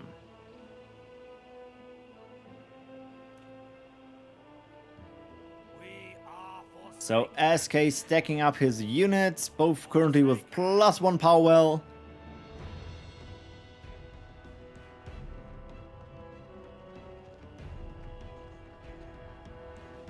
But no decisive start with the battle so far. Still probably waiting to see a move from the opponent.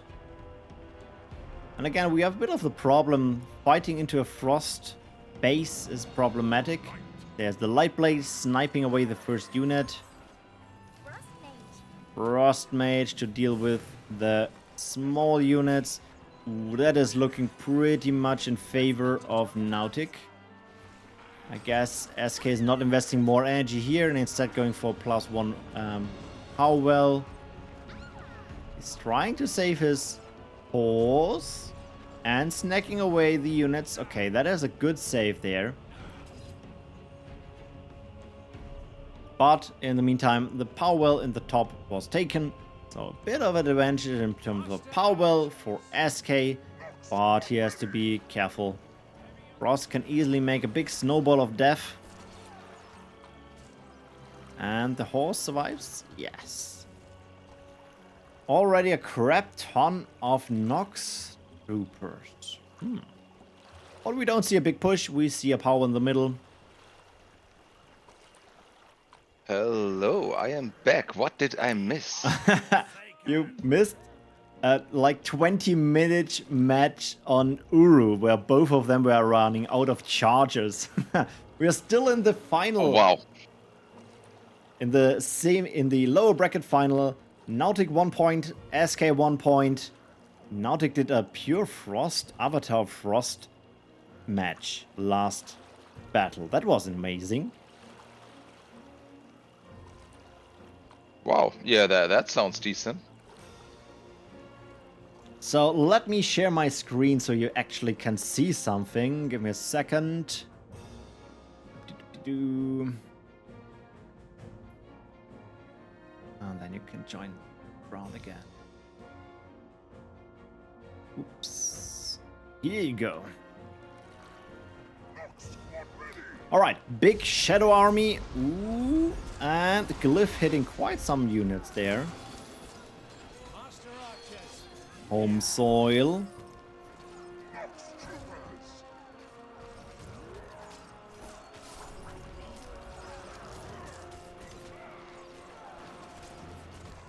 Snacking away one unit by another. But the Nox crew were cleaning up most of the emules. Now only S units left. Yeah, the Snowball of Death, classic Frost strategy.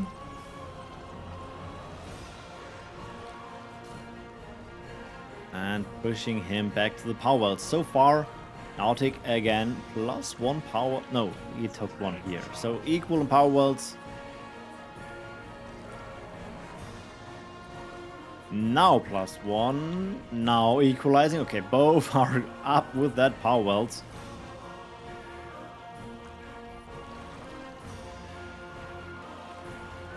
Will we see another push or switching to tech? Yeah, here we see tier 2 SK with an Frost Orb, Lost Souls. Yeah, Lost Souls. Again with the Dancer, with the more damage against humans, could be helpful here for that Frost units. But it looks like Nautic is also waiting here for his tech at the left side. Not investing into this attack too much. Yeah, here we see the tech. It is Frost into another Frost Orb. Well, if this is keeping up, we might be seeing the Avatar Frost again. And here's the first Dancer with more damage against humans.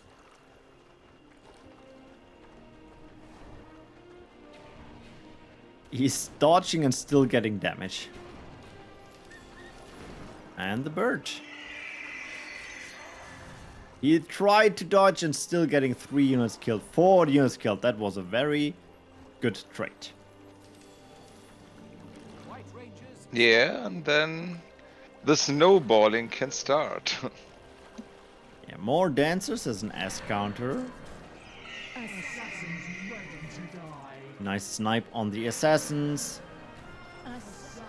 The second one could be a problem. Ooh, yeah, the bird survives. Close, but he survives. Oh, wow, the dancers splash a lot better than I thought they would.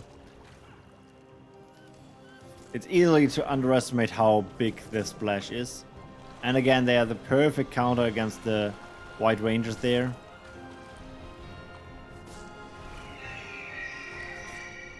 Nice Sonic Scream to knock down 2 of them. There we have the Reaver. Slowed down by the frozen guy. Ooh, life weaving now also. Summoning his little bugs. Yeah, but they get slaughtered.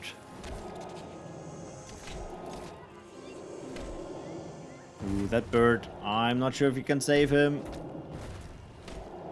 Ooh, yeah, you can.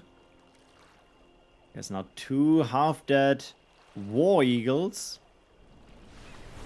Oh, it feels so bad to see those War Eagles regenerating the back of your opponent again. They're so cost efficient that way. I was thinking like maybe he's playing the Raven's Doom to get his Reaver back and then Nasty. Now he's playing Raven's Doom. Yeah, but now he doesn't have the support anymore. Yeah, actually falling back. Okay. Nice freeze. Hitting everything.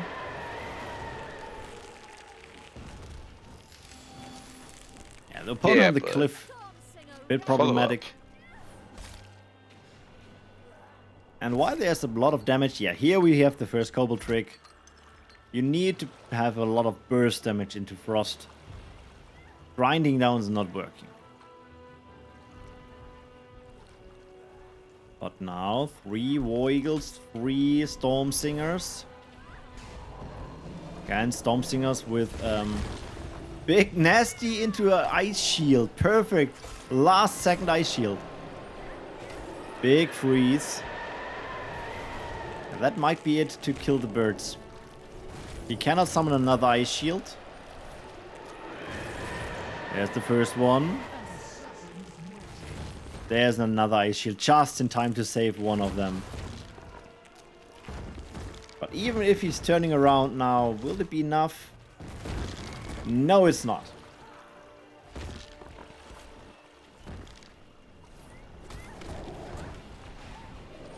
Will he get the Reaver? That would be good. Who knows? That bird. Bird down.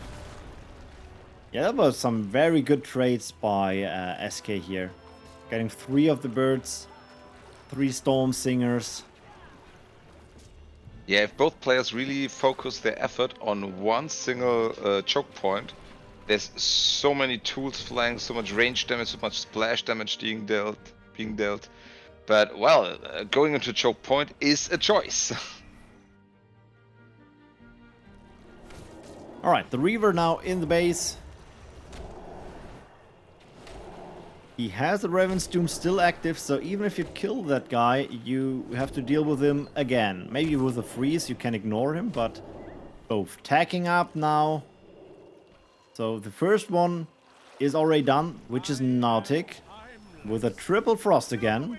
And SK with Shadow and double frost.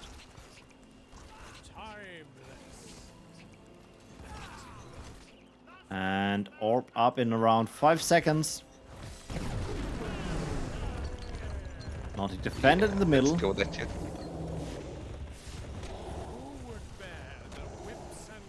Ooh, big freeze spell, damaging also buildings. Switching targets now.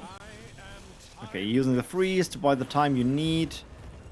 Okay, save for the... Oh, okay, forget what I said. Grigori! Yeah, first Grigori in There's a today's big stream. boy. Yeah, I remember when it was a common strategy to just run in with your Grigori and nasty surprise the crap out of everything. Oh, not good times.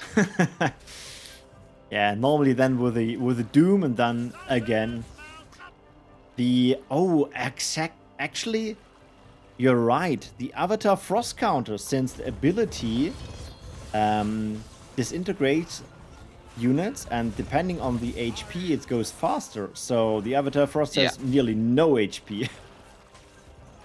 Avatar Frost is really good against low damage output opponents or non-burst damage, but as soon as you have access to either of those, yeah, he melts.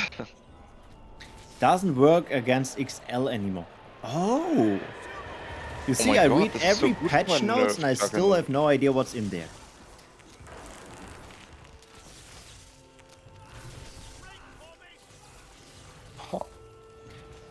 In the meantime, Powell in the middle gets kicked by the Grigori. He has that taunt ability active. Top side is looking more or less defended, I guess. And, ooh, last second freeze. Nasty surprise to clean up. So I would say SK currently a bit in the lead. But just slightly. Since the energy pool is so high. Yeah, Maybe it can swing back and forth at the moment. Great, and with that, it looks like SK is doing his redemption arc against Afro, who could put him into the lower bracket. Ooh. Actually, Nautic and SK were put down into the lower bracket by Afro, Yes. so it's either way. Afro had an insane run this tournament, so I'm really excited to see if he can keep up his level of play, if the others got really warmed up now, and what kind of decks we are going to see in the grand final.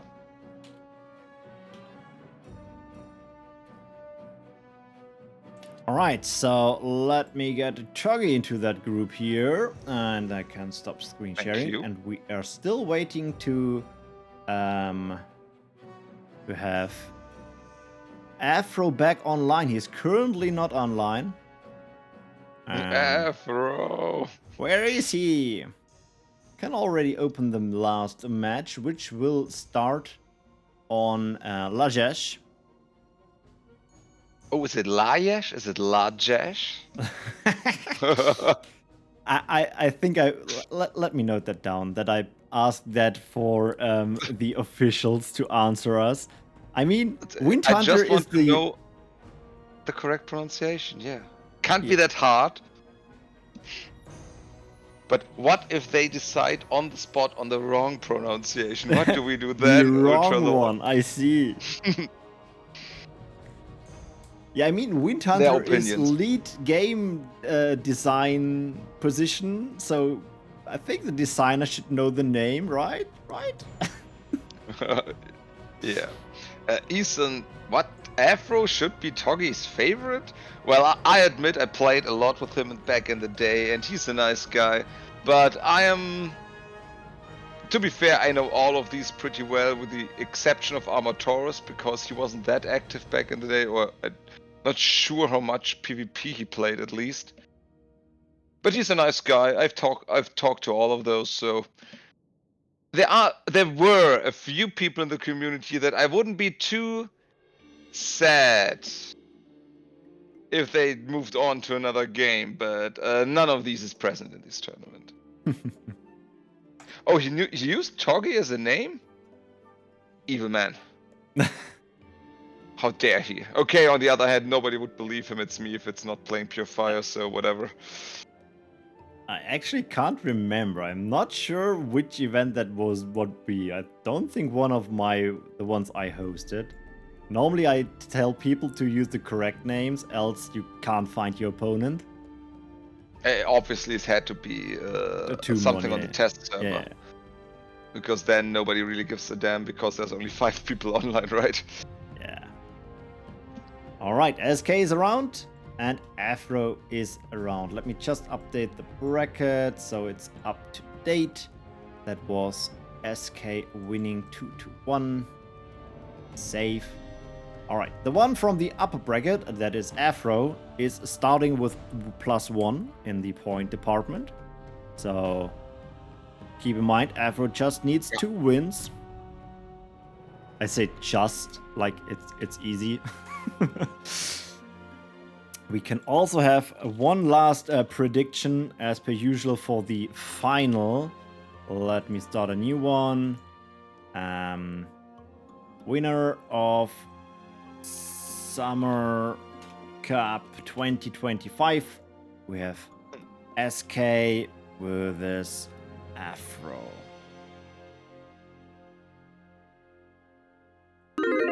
Yeah, I remember the good old times when the open beta started again for Battleforge.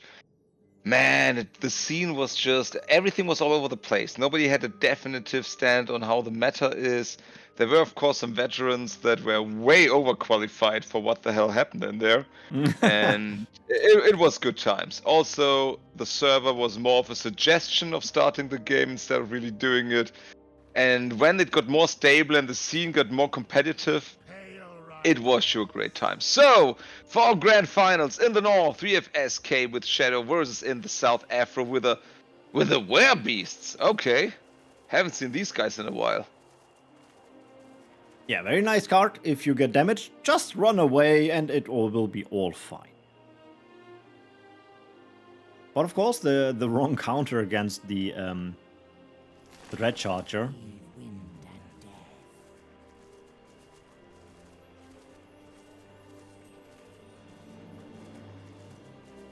Seeing more Red Chargers as an S counter.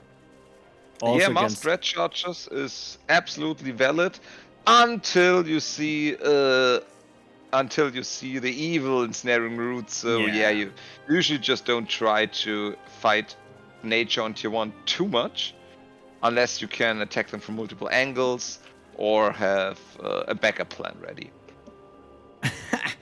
And the backup plan is called Face Tower. He sure likes those. It seems like, yeah. I mean, as we said before, it strikes fear in the heart of all non-Shadow players, so... oh, good times. When the PvP maps were half just tower abusing against Nature and Frost. And Afro really just goes in. I mean, okay, you see obviously the Forsakens are frenzied and both of the Dread Chargers will die with 1 root. That is insane value. He just invests 1 root. Great trade here. Now Shaman for healing up his units again. Look at this, the nature blob is standing in front of your walls. Ooh. And lure out a unit, root it down, kill it. If it doesn't work, repeat. Werebeasts are way too good at being annoying. Shame in the meantime healed up every of the units. Reposition, but And the sadly more jump is damage. done. More damage is being dealt. Pick off about 2 units, or just go in. Never mind. Wind Weavers. Whew. Yeah, you probably They are have your excited. healing ready. Yeah, with a heal, this is basically game already. Why does it look so easy when Afro does it? Okay, jet charges are connecting. Never mind. For a second, at least. Yeah, he kicked one squad of Wind Weavers, so small This is a victory. grand final, goddamn. Shouldn't look that easy. Cleaning up now all units. No tower in the base anymore. That is... I have no idea what he should do. SK must be sitting at home shaking his head, thinking, where did I go wrong? Even summoning the Dryad in time for the reduced damage. Afro, you juicy mother fluffer, you son of a Viridia, what is going on there? Yeah, that's What the did first you one. take? Is doping allowed in Battleforge? And yeah, that was one for Afro. Currently 2-0. One more to go. This is basically how the matches with Radical X looked back in the day. Just with the difference that Radical X was a defensive and rather methodical player, while Afro loves the extravagant.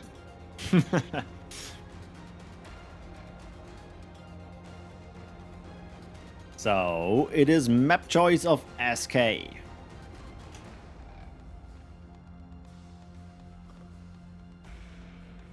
Yeah, I really missed for a long time the grand finals we had between Top Secret and Radical, because those were so close to perfect gameplay, at least as we understood it back in the day. And it's really cool to see how the level of micromanagement, understanding the situation, and moving in when your opponent shows any sign of exploitable weakness is on the top again. I am so impressed with Afro. And it looks like maybe a deck switch of Afro. We'll see. Let's go. Maybe that is now the last match of the tournament. If Afro can repeat this. Yeah.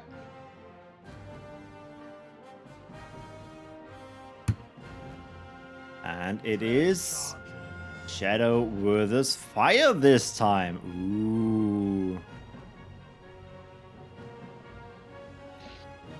First time that see the Afro is not switch up? playing nature, right? Yeah, fire is unusual for Afro. One could say it is his weakest color, but he wouldn't agree. Well, it was SK's map choice, and Afro needed to lock in first. Yeah. So I guess But SK alright. has a cool strategy or just likes the map. In both cases, that's good for him.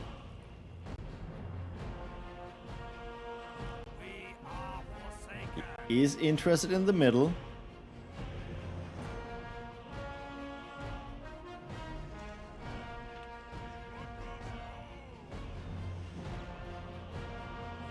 Yeah, and we have a little bit of a stare down going on. In the top, Afro is trying to prepare a huge wraparound to render the nasties not too effective.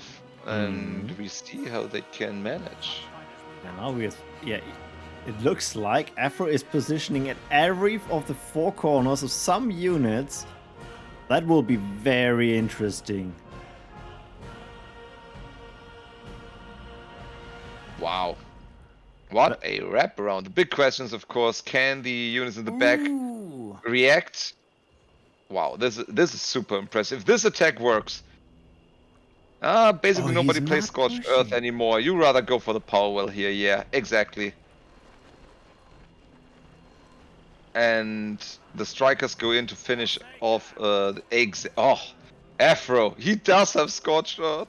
You beautiful mother fluffer. Just buying the time to push down maybe power, but it doesn't look like it. Does he get it? Yeah.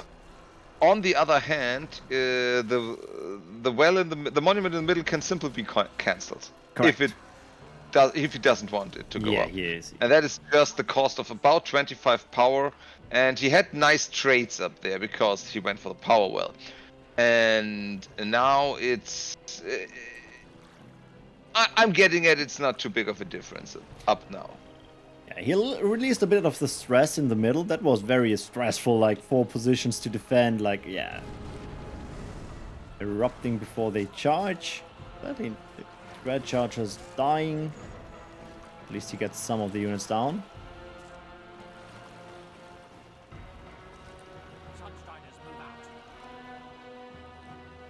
But with that +1 power well for the moment.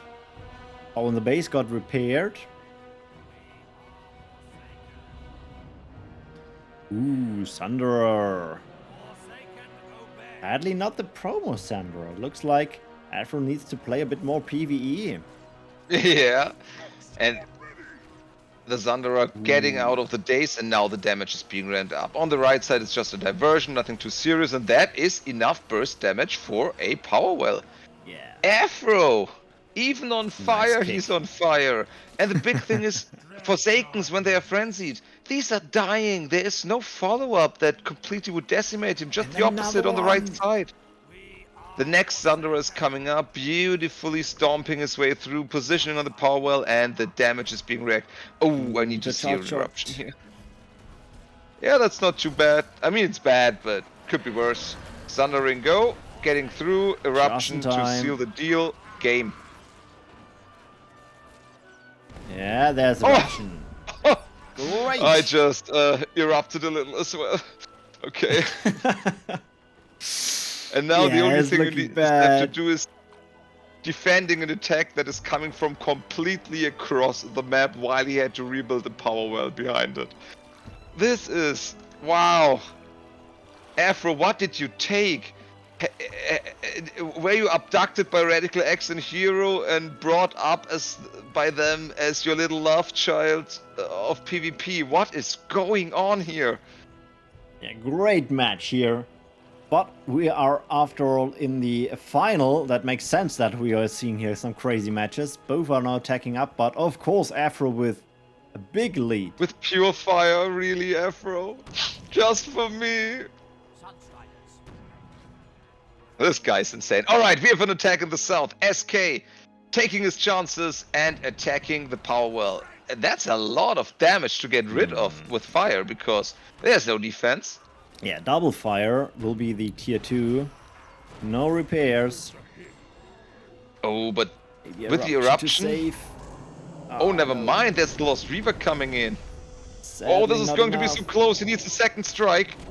No. And the second strike comes in. I guess But- we are back to equal. Nah, not exactly, but... oh, well, sorry.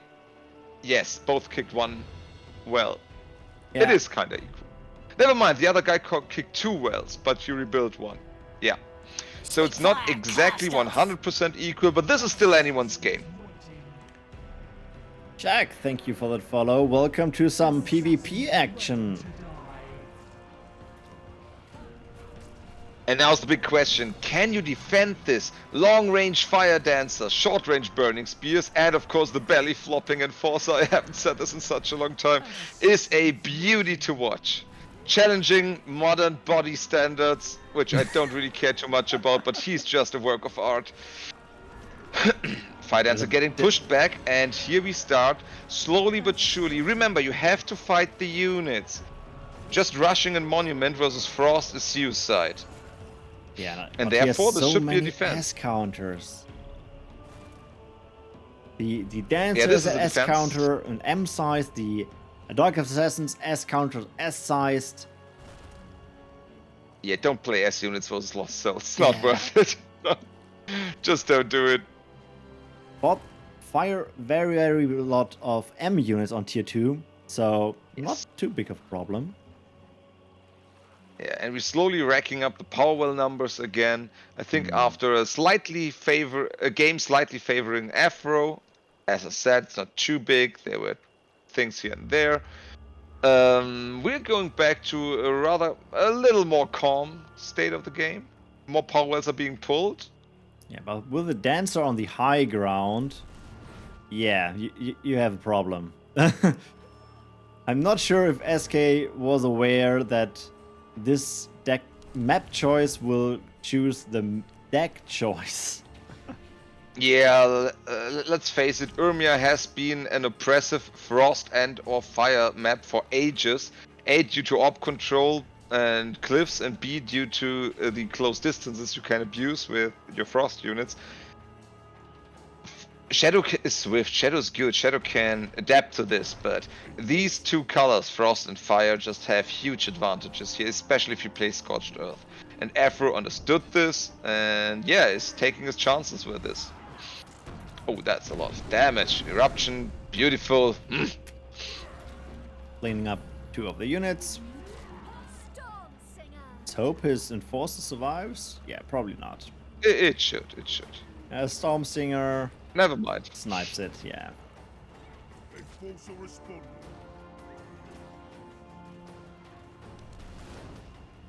But look at that power well in the middle and getting sieged Yeah. up again. And Slow and admittedly, steady. the fire dancer cannot out-heal 2 lost dancers. But that, oh my god, it's an eruption range. No! He doesn't have ground presence. So close. Maybe barely with a fire dancer. It's hard to tell, but probably not. But the fire dancer lives, Yeah, right? she's still alive. She's still dealing damage. She That needs girl another is still one. alive and kicking. That's another. God, oh There's my a God. repair. And the heal. This is so much value. Ooh, that was smart. Oh, curious choice. Starting to focus the Lost Reaver and not going towards the power well, but he would have ground presence because Lost Reaver is also a small counter. Usually beat the Burning Spears pretty handily if you cannot back them up by a Skyfire Drake or something. Yeah, or spell or something, but in the one-on-one, no chance. Okay, so after a few minutes of battling, we have 4 power wells each. We are on tier 2. Match went back to pretty much equal, and it's Pure Fire versus Lost Souls. So when is this matchup shifting in power level? Easy. On the later stages of tier 2, the big advantage of Pure Fire is the lava field. And since there are no air units, once there are 3 or 4 mandatory units on the ground, otherwise you lose the fights, the lava field value ramps up. And this is what Afro is slowly but surely working towards. While SK, of course, has a pretty cool new unit with the Lost Dancer. And on tier 3, it's everybody's game.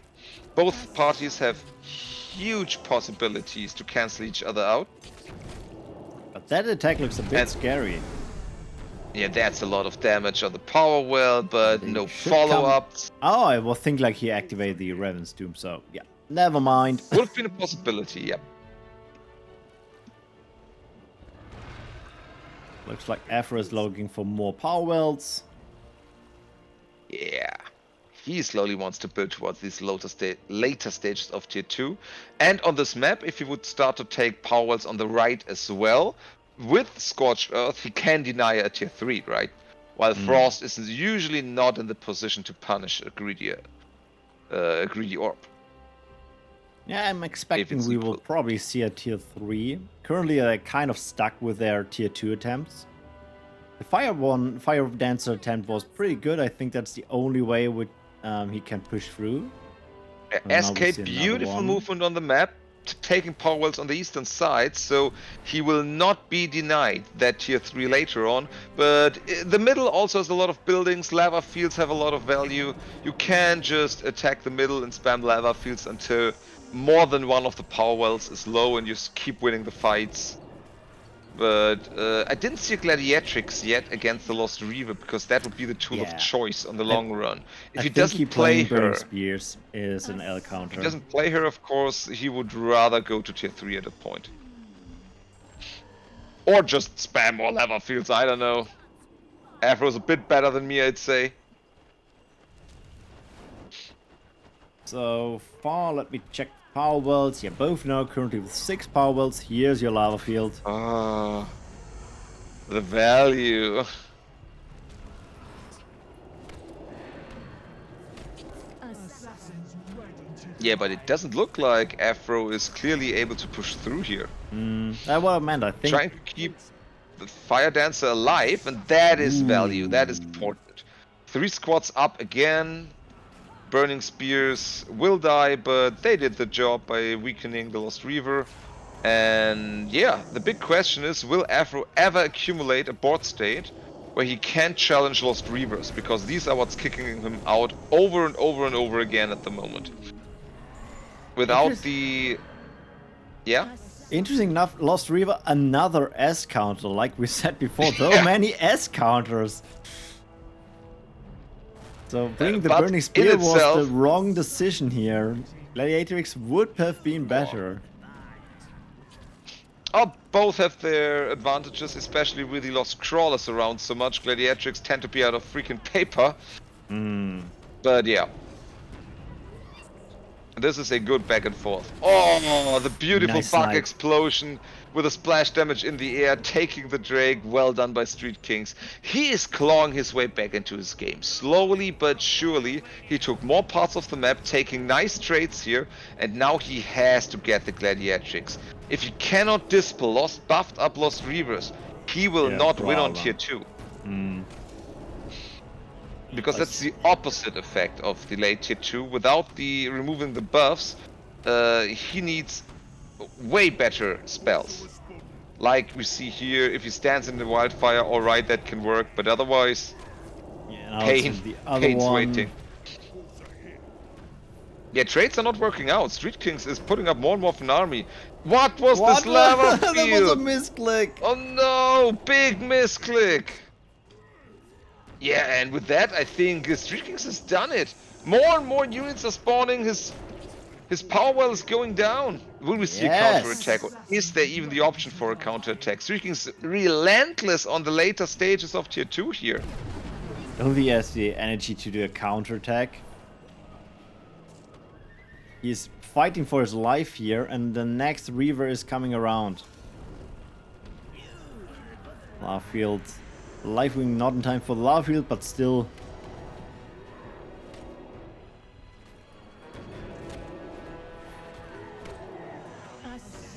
Yeah. Most units down, and now on to the Power Well. Yeah, with a power deficit and without the Gladiatrix to dispel the buffs, Lost Reaver is way too oppressive, especially if you control pretty much with all the other units your Lancers. GG is called. That's a 2-1. Right, 2-1. We will fight another round. Map choice Afro.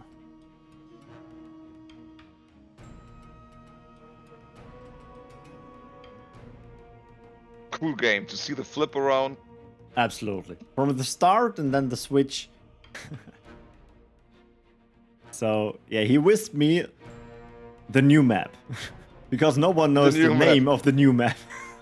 Wasn't it like Kratos or something? Yeah, Terros, of course. If he would have typed Kratos, I would know what he was meaning.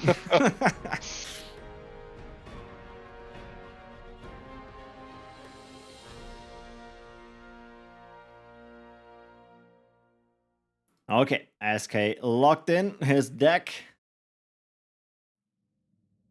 Good luck and fun, gentlemen. Yeah, so the big question. New decks, old decks, different decks? I will see, like, is Afro switching to nature again? Or trying something new? Oh, that looks pretty nature for me. Let's go! Afro with 2 points, SK with 1 point. So tournament point for Mr. Afro. And can Street King bring it back again? And the fire start against the nature start. Already summoning units, looks like a big clash in the middle. Oh.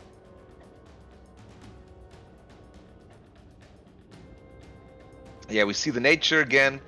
What he went to be so damn dangerous with in this tournament. And Street Kings this time with fire and not shadow.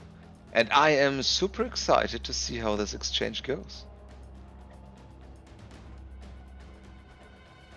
Not something more in the nature department. That's quite the force. But yeah, playing with a defensive advantage. If you need more, summon more, but undazed. Oh, containing the nature player, alright. He played this matchup before. Yeah, And it Afro looks- just slowly but surely racking up the numbers of his army. Of course, the big problem with split attacks is one side can simply be rooted down. Remember that, boys, when you attack into nature. Yeah, I was Shut just up. like thinking like, yeah, he's doing a good split attack, but yeah, it doesn't matter in the end. If you can just ignore one side. Unless, oh, tier 2 Attack. check. And Afro is summoning. Now here we go. Okay, shaming around of value. Eruption not paying off. Sadly, It it's was just going down. okay-ish. The bigger problem is now you're tier 1 against tier 2. And unless Afro gets a big concave quickly and has an answer to these coming Skyfire Drakes, this is gonna be pain. And Oh, never first mind. M A counter. Storm Singer. Huh. Who would have thought? Rooted down. Ooh, that looks already a bit scary. Yeah, Storm Singers are high value for what they cost. So still a good unit. The problem is if you cannot micro them, that's the big strength of the Dryad, to just switch to a little bit of disable. Yeah, the value is off the charts. And in the meantime, of course, that big fat chunky shaman is healing up. So if Afro manages to build up a force that can deal with all these stupid Storm Singers. Oh wait, is he switching to Monument? You're not allowed to, Afro! I think Nah, he seriously, has a don't feeling like attack he the can do monument. it. But Don't attack the monuments of Frost players. You need to attack the units. Unless you think you cannot out-trade him in the long run. Then, of course, go for the burst. yeah, but he doesn't have the burst so far. Well, the monument is down by half, but we will see the Cobalt trick if needed. We'll see the Cobalt trick any minute, but that, of course, doesn't mean that anything changed. Afro still has a way better Oh, army here's the bird and way more set. tools. And that should be a killed monument very soon. Yeah, that's the repair. Yeah, Wind Weaver's also not too good against the Skyfire Drakes because they shoot 2 arrows, but that's... Oh! Never mind! Yeah, but I don't is this think he the can do the comeback? trick the third Skyfire time. Drake 2-shotting the Dryad because the other Dryad wasn't near enough. Switching over to the... Oh my god, to the Shaman and the next I think he can make damage. it. Oh my god, has he done it? He needs It is one so more close. The repair. Dryad's not attacking. Oh my god, he Yes. did it! As I said, the Skyfire Drake is the solution here, and Yeah. he's just picking off everything one by one. And power Afro up, yeah. going tier 2, and this means that, yeah, Street Kings with quite the advantage here. Yeah, great start already. Holy crap. What a clutch usage of that spell. And we will now have, yeah, the Swiftclaw was out in the map, not doing too much. Oh, maybe he could have done it with more preparation, with more focus fire. Yeah. But it's always easy to know after it has happened.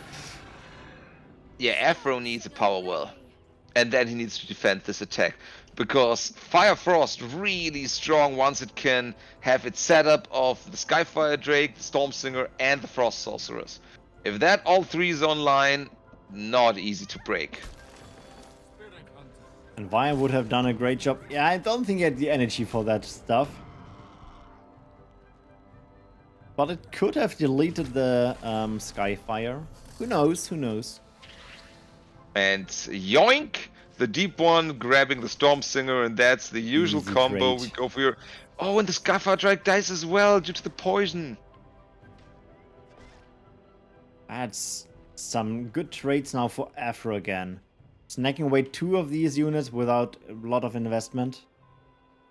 Yeah. Oh, energy parasites are spawned. Let's see if he They have quite the- notices them quickly enough. Yeah, they have quite But the of course, hard to cooldown. deal with. Hard to deal with in the same time, of course, when there is an attack on your base. And yeah, Deep One plus Spirit Hunters, such a good combo. Leaned up the middle.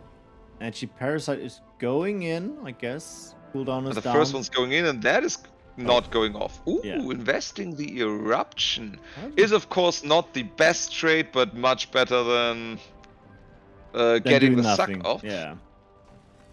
And here we see the brains coming in. Maybe he is interested in a Skyfire Drake of its own. He is interested of a Skyfire Drake of its own. Because coincidentally, Frostfire doesn't have the best tools against other Skyfire Drakes. Ooh, treasure Oh, wow, wagon. a treasure wagon. Yeah, Wait, with can that you he steal can those? save his Drake. You can't steal those, right? Oh, never mind. It's being Yeah, they taunted out. taunted. Yeah. But yes, you Wait, could, and they had an you could XL counter as well, so they're really good against those. Yeah, it feels very bad to watch at this. Oh my god, what Ah, is no. going on? On the Eruption, not in time. This is a heal? Does he have a heal? Or is it just He's flying just flying back. Yeah, Oh. he's flying back. Wow, Afro that's getting even better. decent trades here, and damage is being put on the power well. Yeah, these deep ones have a lot of damage. What you gonna do? Without a You can do wildfire, you can't one get him off repair. in time. Oh, never mind. You've got repairs. Yeah, but still, I'm wondering, he's not oinking or so. He's all again falling back and taking another power ball. Yeah, Triggz, I appreciate your knowledge of the matchup, but the big question is, how does this end? Tier 3 is a wild card because both players have a lot of cards to choose from or different strategies for Tier 3. Big question is, of course, now that both players have again stabilized, will Afro get ahead with his power management due to the energy parasites or not? Well, so far we didn't saw more energy parasites, but one is flying at the north of the map. So maybe this time he gets his energy, or the enemy is SK is using again an eruption. Ooh.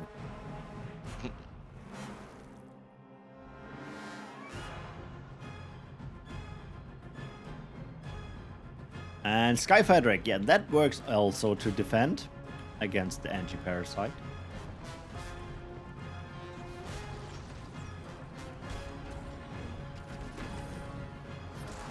Parasite Swarm on the way to steal a Drake, I guess. He would gladly. Okay, he's out in the safe zone.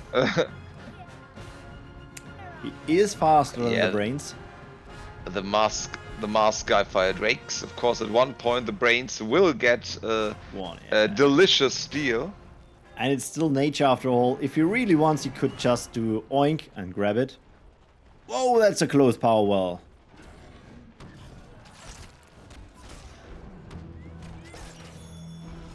See some heal. He has Skyfire Drake in the middle, helping out, coming for a fight, and two brains flying around. Isn't spread equally here, so he can actually manage to just attack here and there. And that is not good trades for Afro on the right side of the map at the moment. Street King's looking very comfortable at this forward spot here. Oh, is it slipping away from Afro? Afro is getting Triggz one bringing this suck? back? Yeah, oh no. No, one eruption invested. Always need to be careful against these parasite swarms, but these haven't really been paying off yet. Sniping away the bucks. Poison archers. And here Parasite. comes Parasite. Such a strong spell, but you need...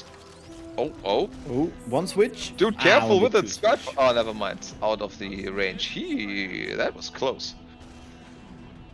I always wish like it has a bit more range, but that's just me as a nature player. Oh, wow.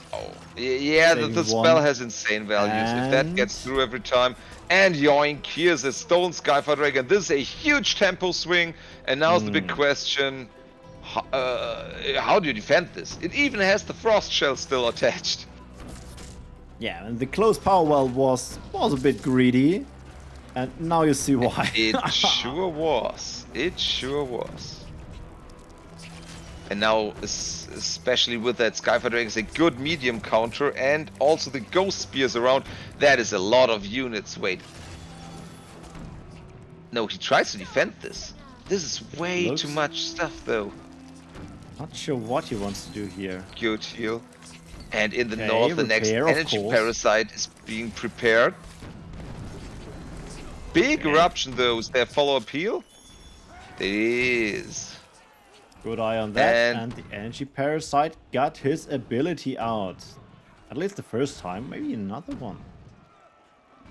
Yeah, Power well, repair, and that's no power repair. kick. Afro swinging back this first steal in the game, and suddenly you have an unbound power Skyfire Drake in the mix, and it just looked so good. Power will take in the middle. And another one as well for Afro. Healing up the units. Next deep one. So Afro's +1 wells, right? Right. Yes. And he's on the attack here, so he will have that advantage for a little bit. Ooh, treasure wagon. Saving the units around. At least for the Yep. moment. Not getting the break. Yeah, Drake and Spirit Hunters outside is of course a bummer, but hey, you have to take something. Oh, even taking the Parasite. And that can also block some space because there will be units spawned. There's a lot of value in the spell. Wow. Yeah, if it's just jumping to the next one, I think. And the Six Skyfire times, Drake is seven not being times? focused out, and the spell is focusing out unit after unit. Afro with a huge tempo swing, and suddenly everything starts crumbling for Street Kings. Oh my god, the spell is killing unit after unit. Ooh, healing to save the bird. And he's immediately going for the monument, you greedy Oh, son of a switching up. Viridia. And GG is called! And we have a tournament winner, Afro, after a huge tempo swing, showing all the arsenal of pure nature, taking it home. Great matches. Great matches. Afro, winner of the Summer Cup 2025. Congratulations. Well played. He fought all the way in the upper bracket, and again, once again, the one he kicked down there. Great match. And with that, we are actually already at the end. I can only say congratulations. I will send out the prizes hopefully this evening, maybe tomorrow. If you're not aware, we have quite some events going on currently. So you can always join in the PvE stuff. And don't forget, we have a Q&A session on the 29th end of this month with two of the heads of the team. Doggy, something to add? Thank you so much for having me. I just enjoy how the meta shifts, how the balance patches roll in, and these PvP players, they're not inactive, they're working. We have seen Micro on Afro's part, resilience on SK's part. This was an insane grand final. Thank you so much for having me, Ultra. I enjoy these casts so much. I wish I had more time for these on a more regular basis. So happy to have you. And with that, I wish you a wonderful rest of the weekend. Play some Battleforge and see you in the Forge, fellow Skylords. Bye bye.